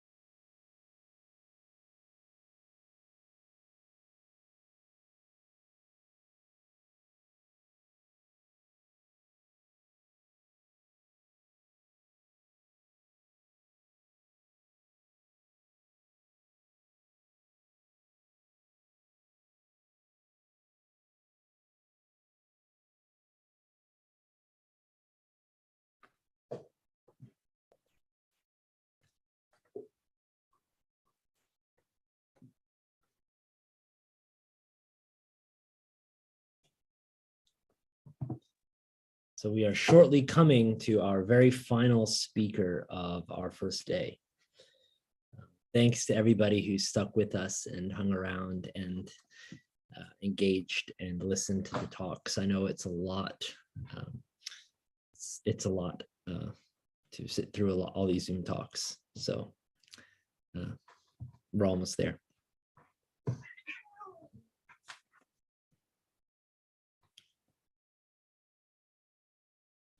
Hopefully Hong Kong will open up soon, and not only would I be able to invite people to Hong Kong, but I may even be able to leave and to go to conferences in person and see some of you there. Okay, let's get started. It's 10 o'clock. So for our final talk of the day, we have Kelvin Lee, who was a PhD student with us here at the Chinese University of Hong Kong. He's going to be going to Boston University, I believe. College. Sorry, Boston College. Yeah. Yes. Sorry, it's getting a little bit late here, so I'm starting to mix my universities. Boston College. And he did his MPhil here at Chinese University of Hong Kong on Levinas. I had the pleasure of being on his committee and reading his work. And Kelvin's been a integral part of the philosophical community here at Chinese University. And he regularly attended our mysticism circle here that we still hold in person. And we're looking forward to his talk today. It is Mythology and Transcendence, a Tanaban Lavanasian perspective. All right, thanks. Thanks, Greg. I'm going to share my screen now. So I've changed my topic a little bit now the focus is on infinite. I think it will be more fitting and more accurate in a certain way. So I'm just gonna jump right into it. I will not present the whole paper, but I've selected some important passages that I want to share. And if you have time, you can read it, of course. So my analysis of mythology takes the route of understanding mythology fundamentally as the study of mythos. So, but by that I mean, like, I understand that the existing myths are best family resemblances. And so the study of mythos does not amount to suggest a clear demarcation of mythology from other form of discourses, but rather just focusing on sort of the logical structure of mythos, most generally or minimally presented as a discourse on truth in contrast with the theoretical, rational, philosophical discourse. So this is the starting point of this paper to understand mythology as opposed to the philosophical logos. So there's the one working hypothesis here, is that mythos can give rise to an experience of the infinite that is not possible through philosophical logos of reason. So I will try to make sense of this hypothesis, and we can discuss it afterward. The problem really start with a seemingly contradictory notion, that is the experience of the infinite, because it seems that it's not immediately clear how this experience can be possible in the first place. The argument goes that the experience of the infinite is impossible a priori because anything absolutely transcendent is by definition not experienceable. And it's argued by, for example, by Plato and by more contemporary thinkers in philosophy of religion that it is indeed the case. So rather than really involving a relation to transcendent being, the alleged experience of the infinite is constituted solely by worldly immanent elements. And so in this light, it seems to me that before we get to like understanding what mythos is, we need to resolve the tension between experience and infinite, and whether myth or mythos really provides an adequate method for the experience of the infinite at all. So the strategy that I'm adopting here is to first provide a conceptual distinction between two senses of the experience of the infinite that I think is prevalent in generally speaking, the mythological experiences. So the experience of infinite can mean first, the experience of an infinite, transcendent, absolute being, or second, the experience of one's own finitude or the experience of being transcendent. Adopting Walter Say's suggestion, we may call the former as extroverted and the latter as introverted experience of the infinite. And I will employ this distinction along this paper. In the extroverted experience of the infinite, understand a type of experience where the transcendent become present in consciousness. For example, if you say, I experience God, and if you really mean it, that will belong to a certain kind of extroverted experience of the infinite. On the other hand, the introverted experience of the infinite focuses not on the presence of a transcendent being, but on the self-awareness of the finitude of the experience and consciousness, such as the powerlessness against the essential ridiculous fate of one's life, and so on.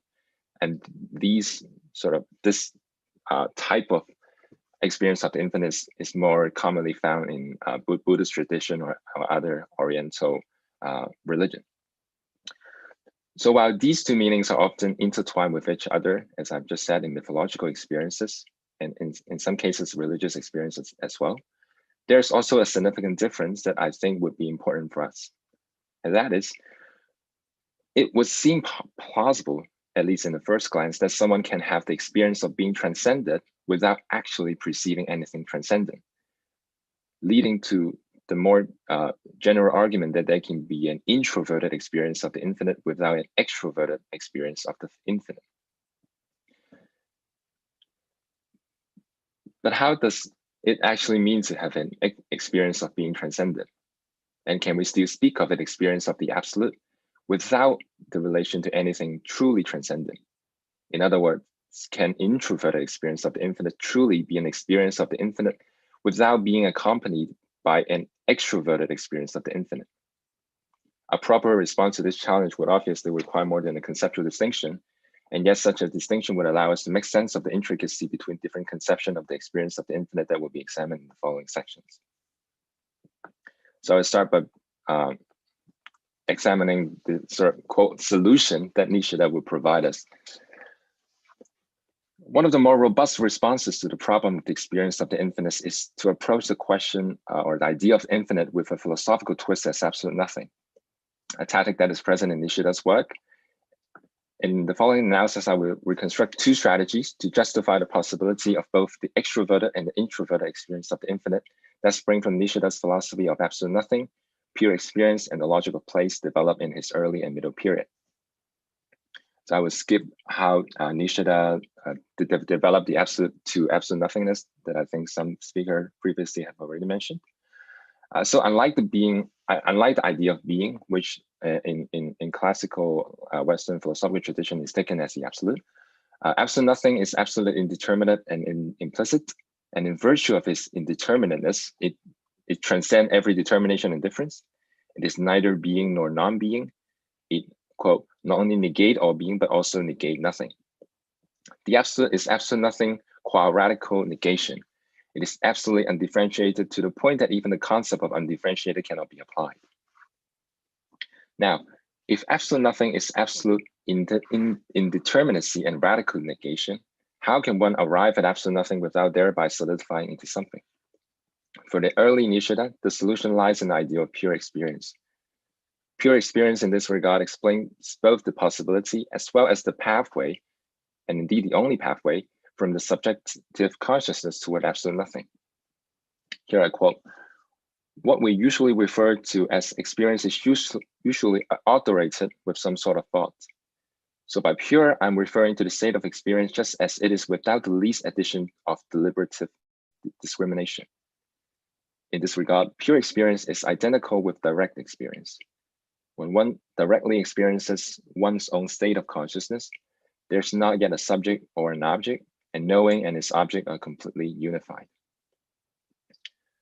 The central assumption of Nishida's solution is that because absolute nothing admits no differentiation, it should be committed to not only the cancellation of differences between objects, but also the dichotomy between the conscious subject and the object that is conscious of.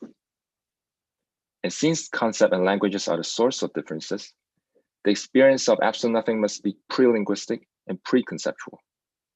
In other words, absolute transcendence is possible only as in and through non-differentiating pure experience, because this is the pathway that allows immediate access to ultimate reality. As radical immediate pure experience, there is no longer the distinction between absolute and relative, transcendence and immanence, subjective and objective. Everything is one with absolute nothing. Nishida would later develop this idea into what he would call the self-consciousness of the absolute nothing itself, and a mirroring without what mirrors in the logic of Basho period. So in that period, every experience had to be subsumed in the self-consciousness of absolute nothing of itself, because there's no longer the subject-object divide or any object that is differentiated from other object. In this light, for Nishida, I think, at least as what I presented it here, both the extroverted and introverted experience of the infinite would coincide in what he will call the pure experience as the self-consciousness of absolute nothing. The absolute is manifested to itself through its being conscious of itself. And the relative self would also be transcended in the very same movement. Whether this response will be satisfactory will require more than what can be offered here, but there are at least some obvious problems that must be addressed. Most notably, if the experience of transcendence or the experience of the infinite is thus understood in Nishida, it would seem that one can no longer speak of an experience of transcendence in both sense of expression. This is because as pure experience admits of no differentiation, even the term infinite become illusory and should be discarded. In this regard, there is no longer the problem with the experience of the infinite. So Nishida's response really resolved the problem by canceling the very problem itself. The paper seeks an alternative path to this challenge. And turning to the philosophy of Tanabe and Lavanasana, I will argue that experience of infinite is indeed possible without it itself become cancelled. Contra pure experience difference. The key relevance of Tanabe to our current discussion is that his mature philosophy is precisely set against both the notion of pure experience and the logic of place proposed by Nishida. As a successor of his teacher, Tanabe agreed with Nishida insofar as absolute nothing is without any differentiation, but he emphatically rejects Nishida's logic of place and his understanding of reality following that. Tanabe is equally suspicious of the equalist, non-differentiated experiential structure put forth in Nishida's pure experience and the self-consciousness of absolute nothing for three reasons. First, it is inconceivable how absolute nothing can be self-conscious given that there is in fact nothing at all. Second, absolute nothing are not given to intellectual intuition because what can be intuited intellectually will remain on the side of being and not nothing. Third, most fundamentally, if absolute nothing can be immediately posited and all there is absolute nothing, no adequate explanation can be given to account for the concrete differentiated individual that we are as historical being. These criticisms have both an epistemological aspect and a metaphysical aspect. And for the purpose of this paper, I shall only focus primarily on the epistemological aspect. In The Logic of Species as Dialectic, a post-war philosophical treatise, Tanabe named it on the problem of difference to species, a specific social existence of differentiation that he recognizes as the basis of the phenomenon of war. I quote, "I could not help considering its reality, which means the species, as something which I could neither deny nor idealize. It is an objective existence whose existence I had to affirm. My existence is also grounded in it. It is the ground wherein the basis of my own life is to be found." The logic behind Tanabe's critique, I think, is quite straightforward. If all that there is, that is the absolute ultimate reality, is absolute nothing, and absolute nothing is also not differentiated, it should follow that there's no differences in the world at all. However, one need not go far in noticing how this conclusion is deeply problematic. The existence of difference and differentiated being is in many ways an immediate obvious fact. There are differences between sport milk and normal milk, noise and music, good and bad, etc. Whereas there's no metaphysical proof for this differentiation, there's a deep and profound sense of reality that is already always present in them. A reality that is different from the ultimate reality of absolute nothing, but is nonetheless a reality that can be experienced and lived through. And on a more existential note, the reality of difference reflects also in the undeniable human finitude as historical being. Or as Heidegger references to Heidegger later in philosophy as metanoetics, the fact of thrownness of Dasein. The individual exists not as absolute nothing, but as relative beings. And thus the infinitude of the absolute and the finitude of ourselves must be recognized at the root of the concrete life of human beings. The discrepancy between relative beings and transcendence must be held fast. Accordingly, any theoretical account that purports to have proved the possibility of the union between the relative and the absolute must be critically examined. Otherness and difference in intentionality. Tanabe's criticism about the inevitability of difference can be articulated further with the phenomenological idea of intentionality, which suggests that the consciousness is already directed to something. As intentionality, consciousness is always caught up in a relation with its intentional object, no matter they are real or no matter they exist or not. Further, intentional objects display a certain otherness in relation to the consciousness that intends them. A fundamental insight that is highlighted in Lavanasana's reading of Hozo's Phenomenology. I quote, "The phenomenological method reveals consciousness to be an intentionality, always in contact with object outside of itself, other than itself." And that is to say, to be conscious of a chair is not only to intend the chair, but also to intend it in a way that the chair is other than the consciousness which intends it.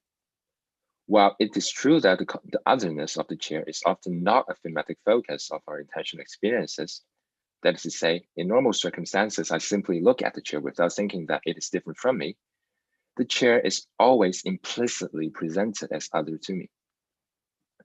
In this regard, the otherness of the intentional objects is a backdrop without which experience would not be possible in the first place. The fatal error of Nishida's conception of pure experience is that it fails to notice the essential, quote, adulteration even in direct experience. Well, it can be said that Nishida successfully come to the more primordial, pre-linguistic, pre-reflexive experience in rejecting the adoration of judgment. The fact that these differentiation does not become explicit does not mean that they're not operative. What is more, these pre-judgment differentiation, as I would call it, are not only inevitable, they're also necessary. Without these adulteration, there can be no experience in the first place. Therefore, if it is true that experience or all experience are intentional, as Hozo would argue, one must conclude that neither pure experience nor the self-consciousness of absolute nothing describe an authentic mode of experience. So a short conclusion. What we have argued about is that a consciousness can only have experience insofar as what it is experiencing embodies an ontological difference in relation to the conscious subject. Experience is built upon the relation between consciousness and its object as what is other to consciousness. Nonetheless, if difference and relation are both indispensable in the structure of experience, as we have just argued, are we not hereby led to our original problem, that is, the idea of experience of the infinite will be self-contradictory? So now I turn to the Tanabian Lavanasana alternative.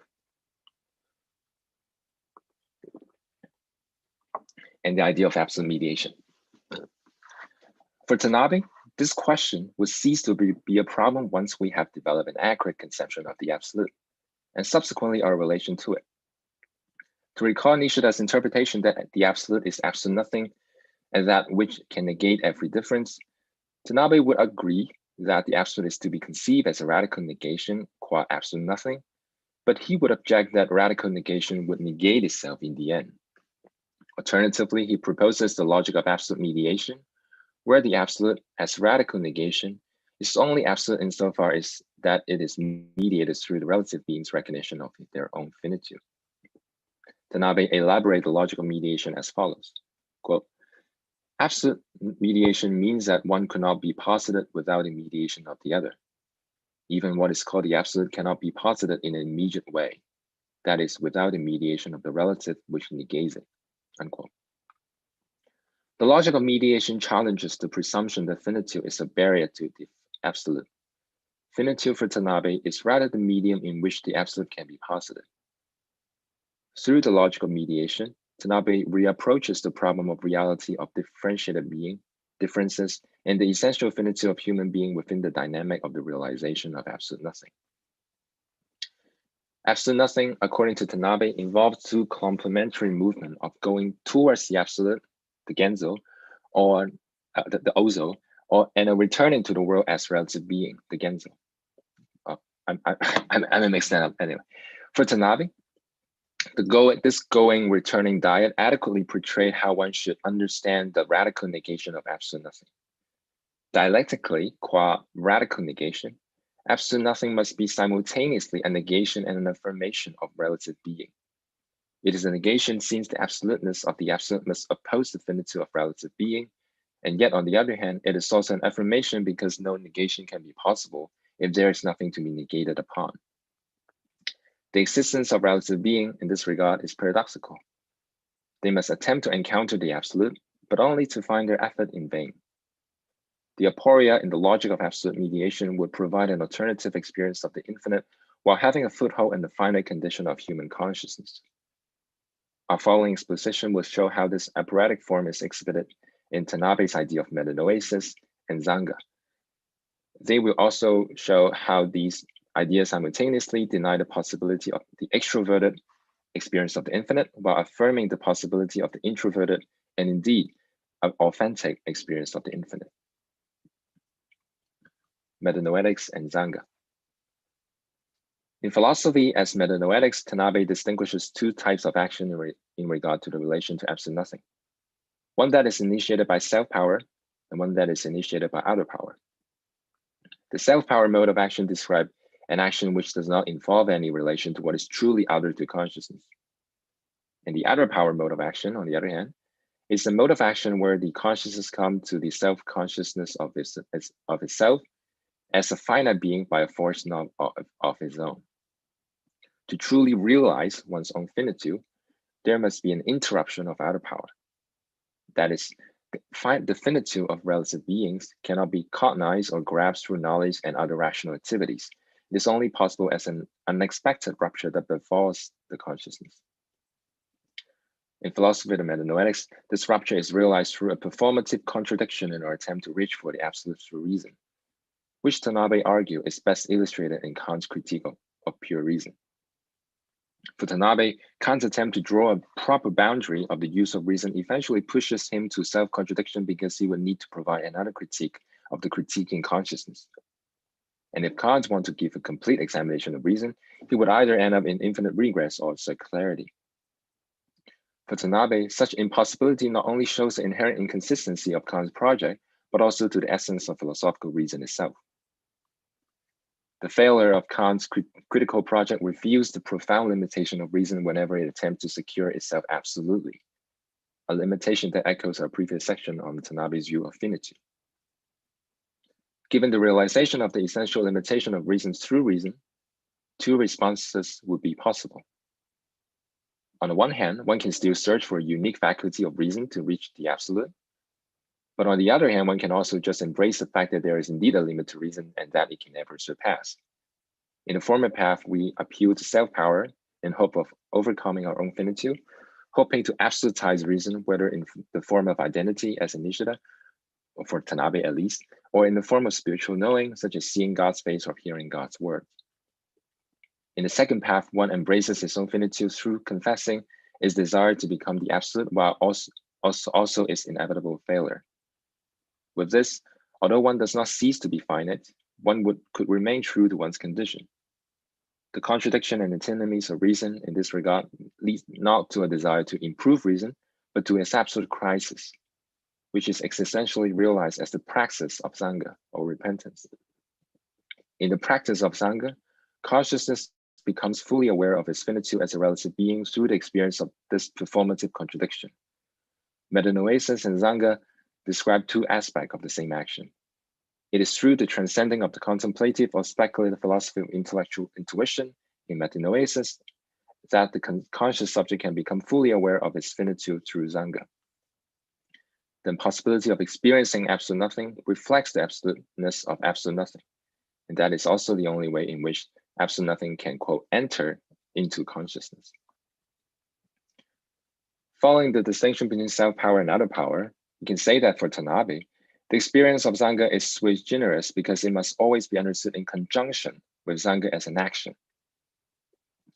First of all, Sangha cannot be reduced to an experiential content that can be embodied without the practice of Sangha. In Sangha, the form and the content are always as one. The experience of rupture and the encountering of that rupture cannot be separated. Being transcendent is not a token of experiential content that alone determines what is at stake here. It must be accompanied by the very action that brings it. On top of that, Sangha is also sui generis because it involves a radical passivity. Wherein in ordinary experience, we can also speak of repentance and despair brought to us by external causes, such as the defeat in a running competition. None of those failure is necessitated metaphysically. That is, while in an alternative possible world where one is more physically gifted, the defeat could be avoided. Our failure to reach the absolute is necessary because it's demanded by the very absence of absolute nothing itself. The absolute is a power radically other to me in that its impact can never be replicated by my own power. Sangha is radical passivity in that it involves a non-reductive relation to absolute nothing as an absolute beyond.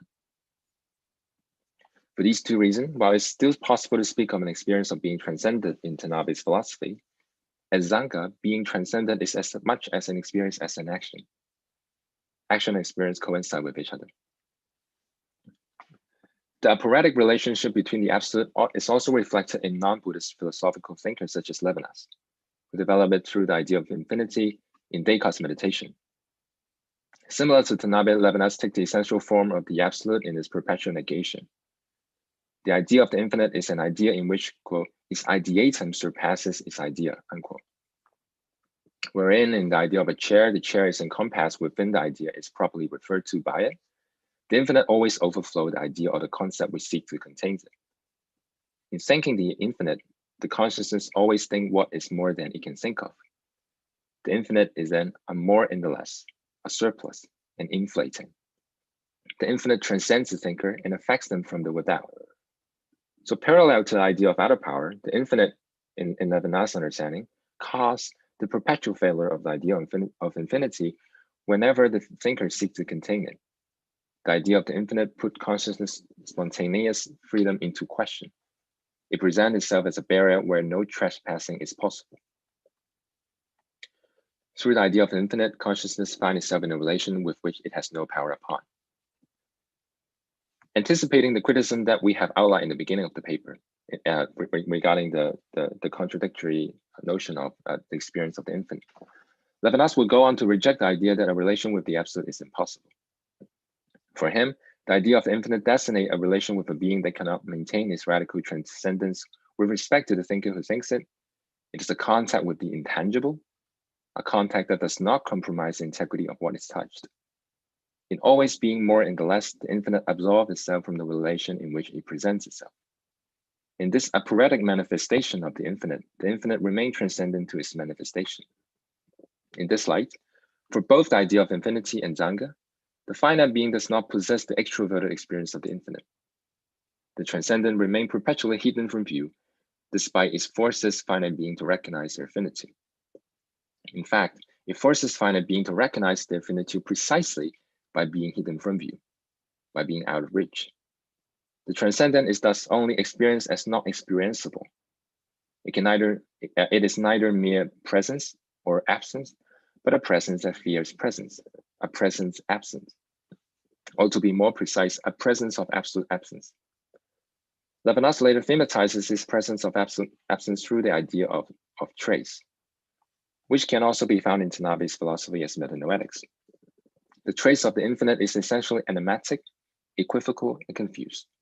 It is sketched out and wiped. It effaces itself to preserve the infinity of the infinite. It is the presence of which, properly speaking, has never been there.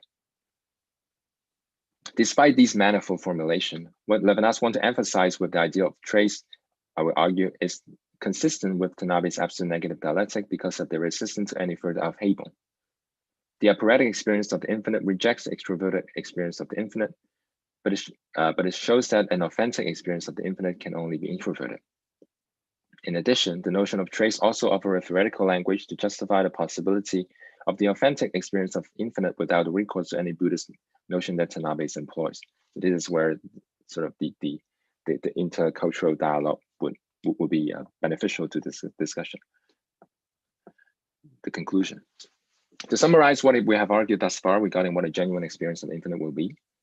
First, it does not identify itself as extroverted experience of the infinite because it is by nature impossible.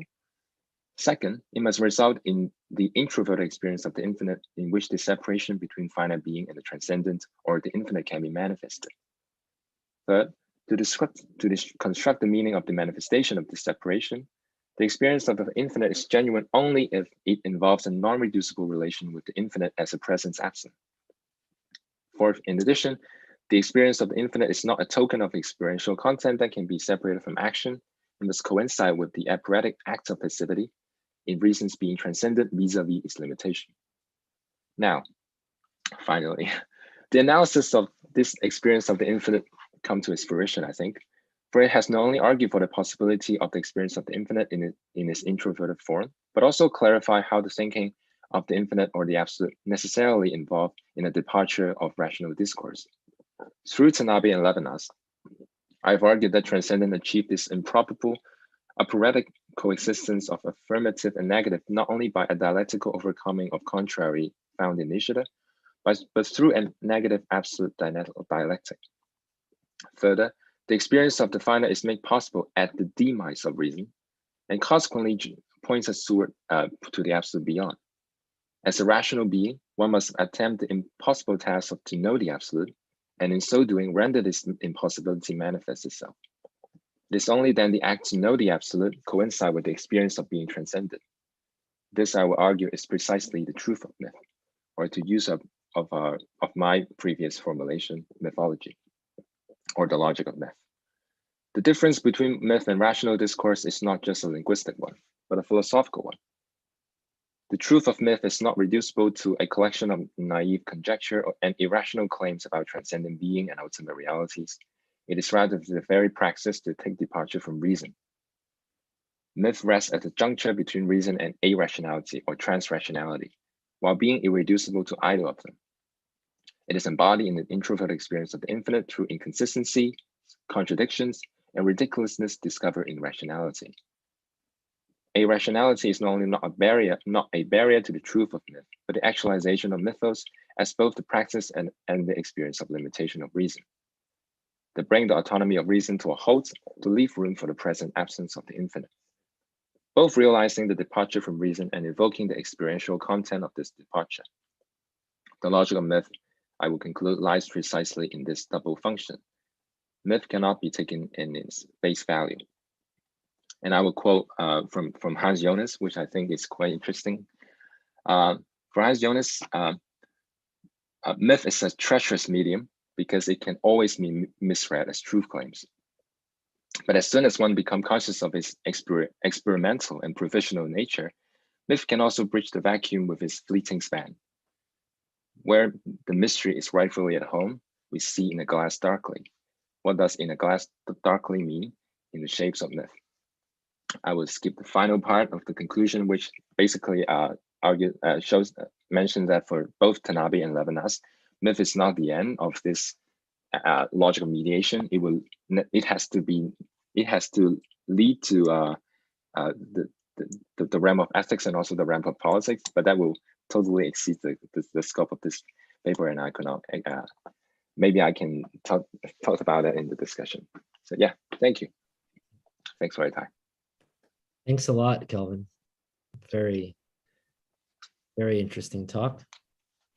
Maybe you could stop sharing the screen. Yep. Just so we can, excellent. Thanks a lot. Yeah, very, very stimulating, very clear discussion. Okay, so we have a bit of time for questions and discussion. So again, just raise your virtual hand or your physical hand, or just let me know in the chat. You have a question? Okay, we'll start with Dennis, and I will put myself second.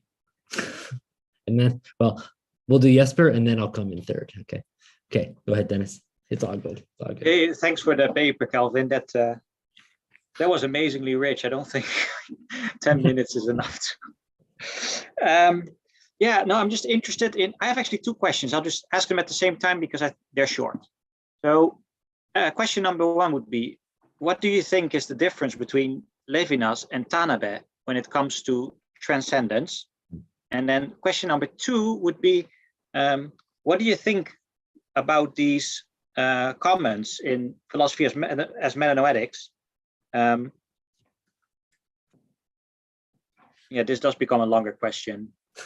That, like, it seems like Tanaban treats myth as something like pre-rational, something that sort of blocks the independence of reason, right? Which is bad, because if it blocks the independence of reason, then reason will never be deployed. And if reason is never deployed, you will never get to metanoetics.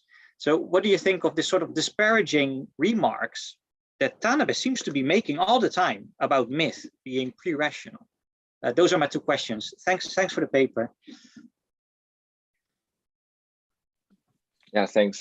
I will start with your second question, and that is what I think is very special about Tanabe's approach, or any approach, or the approach from the viewpoint of absolute mediation, is that it is only possible as a rationalization of myth, and so the whole reflection of myth is only possible, and is indeed only complete after we have accomplished rationality, or only if we have rationality, because it is only upon the failure of reason that the myth can be understood properly, if along my interpretation.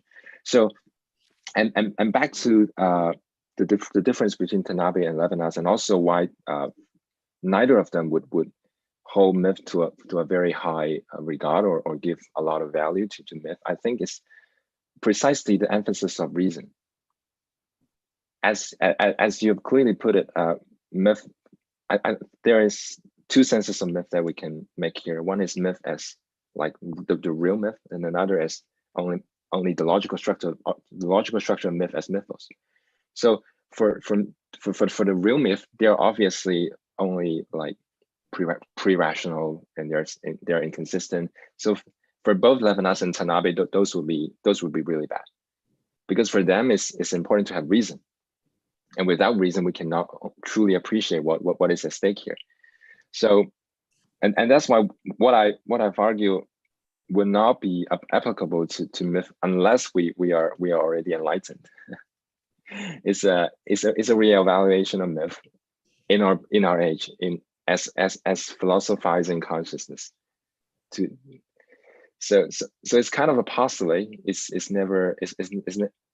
not really actual in a sense, but yeah, that's the intricacy of this between myth and mythos that I also have had in mind in constructing my paper.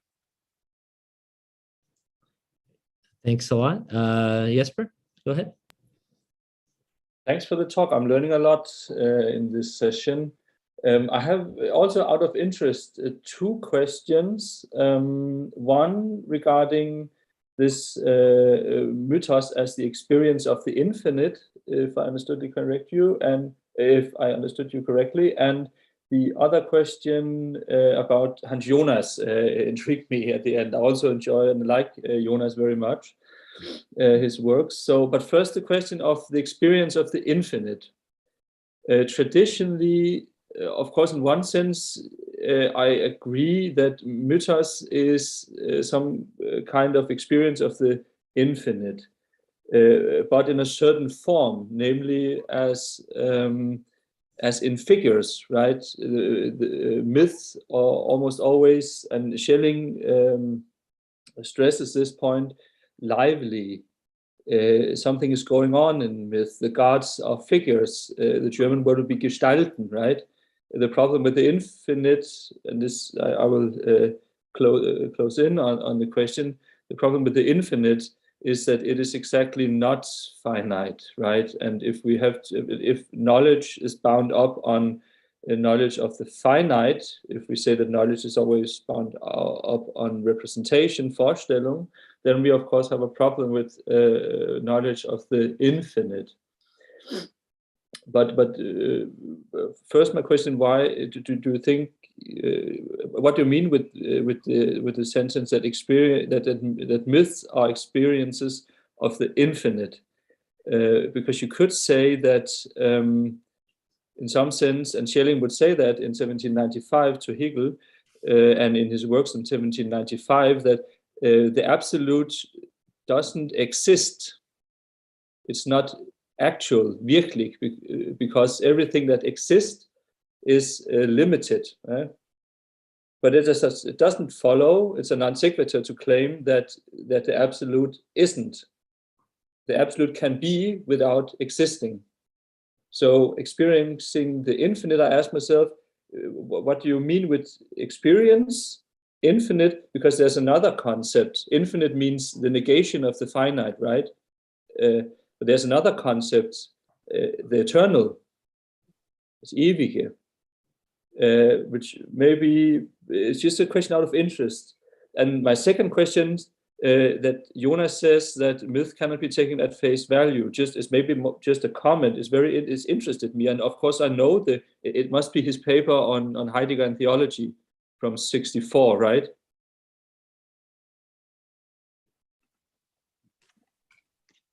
It is Jonas's paper on Heidegger and theology, because in 1966, or at least in the German translation of Phenomenon of Life, yeah, it is Heidegger and theology. Yeah, from 1973, Jonas says, okay, up to this point, we can use reason in his philosophical biology, but after this point, we have to go to the myths, and he then says, as did Plato.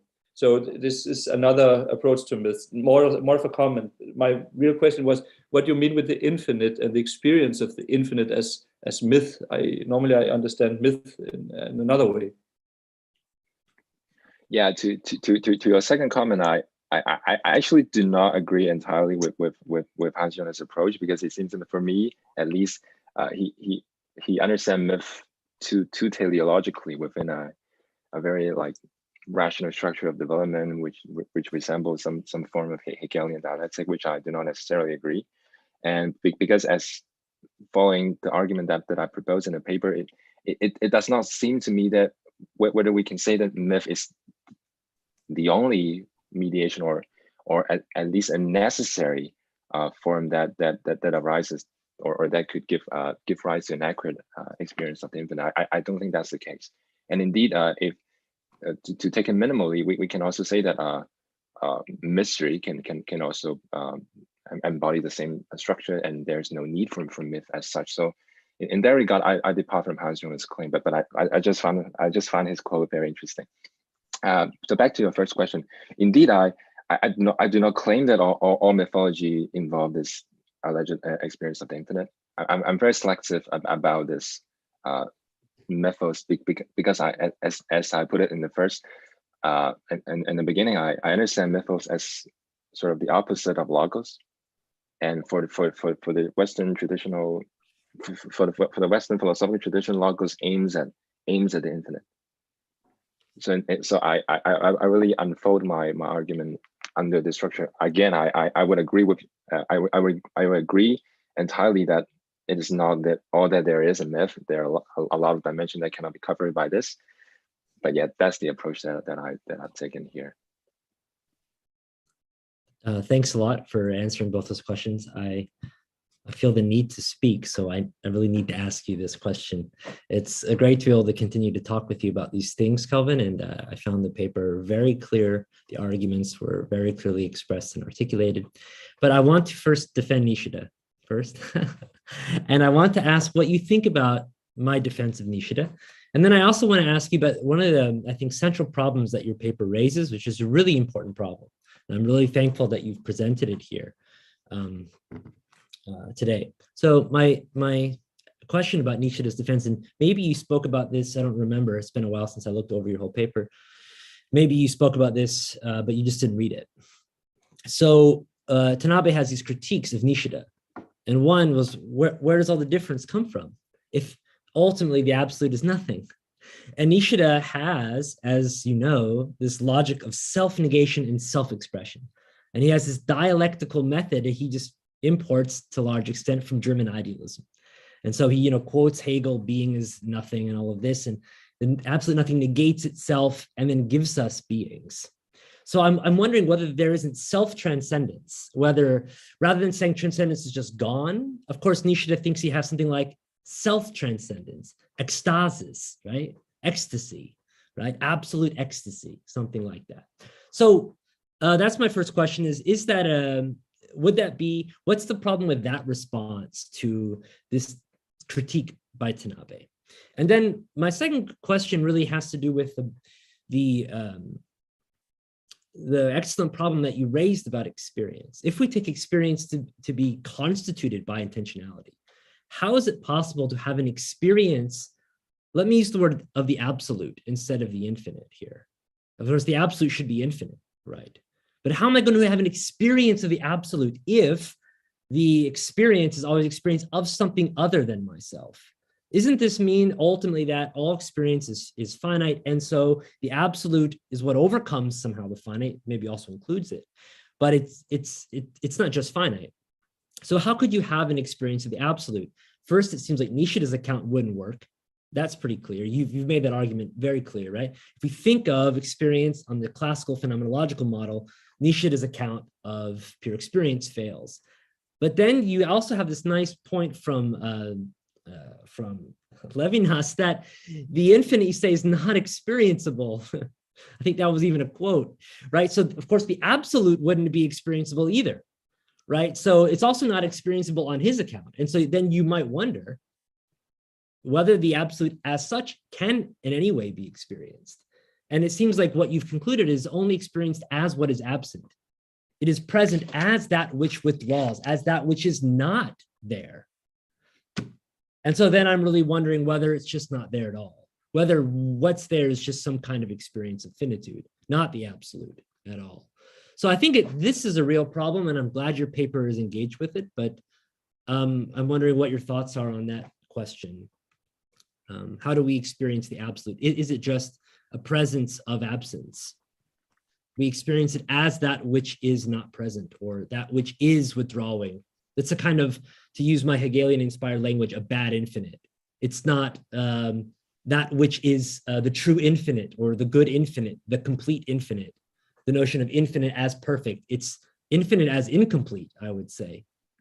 And that's not, from my lights, absolute. Infinite as incomplete is not absolute. But this is, here's my very strong Hegelian leanings coming in defense of Nishida, and I'm really curious to hear what you say.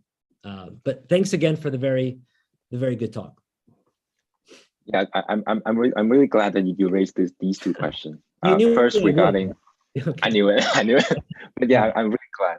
It's also something that I'm working recently on, specifically Tanabe's criticism against Nishida, and I think that in a sense, Tanabe's criticism against Nishida is really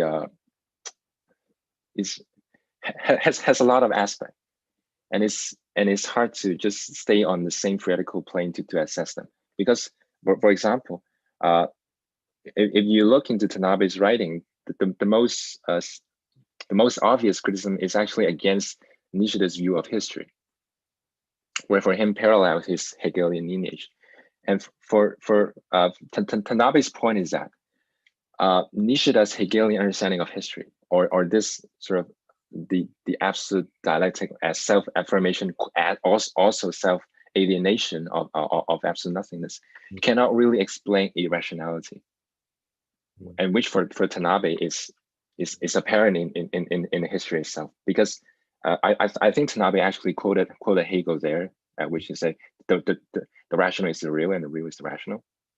And for him, it is because of this precise claim that despite that both Nishida and Hegel would have accounts of difference, of irrationality, they're ultimately under the order of the rational, or the order of this self-becoming or mutual becoming of the absolute and the relative, or the universal and the particular, and which for Tanabe cannot explain the eccentricity or the sense of doesn't belong of those historical reality that he observed in the wartime Japan. So for me, I think it would take a lot of effort to sort of translate it into more German idealistic term, but at least that's what Tanabe's criticism against Nishida is. So I do think Tanabe is very aware of this whole dynamic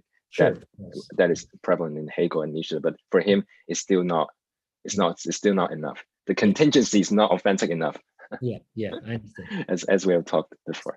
Yeah. So for your second question, if I understand it correctly, you're asking whether the experience of absence really deserves the name of the absolute, right? Yeah. I'm skeptical that this is an experience of the absolute.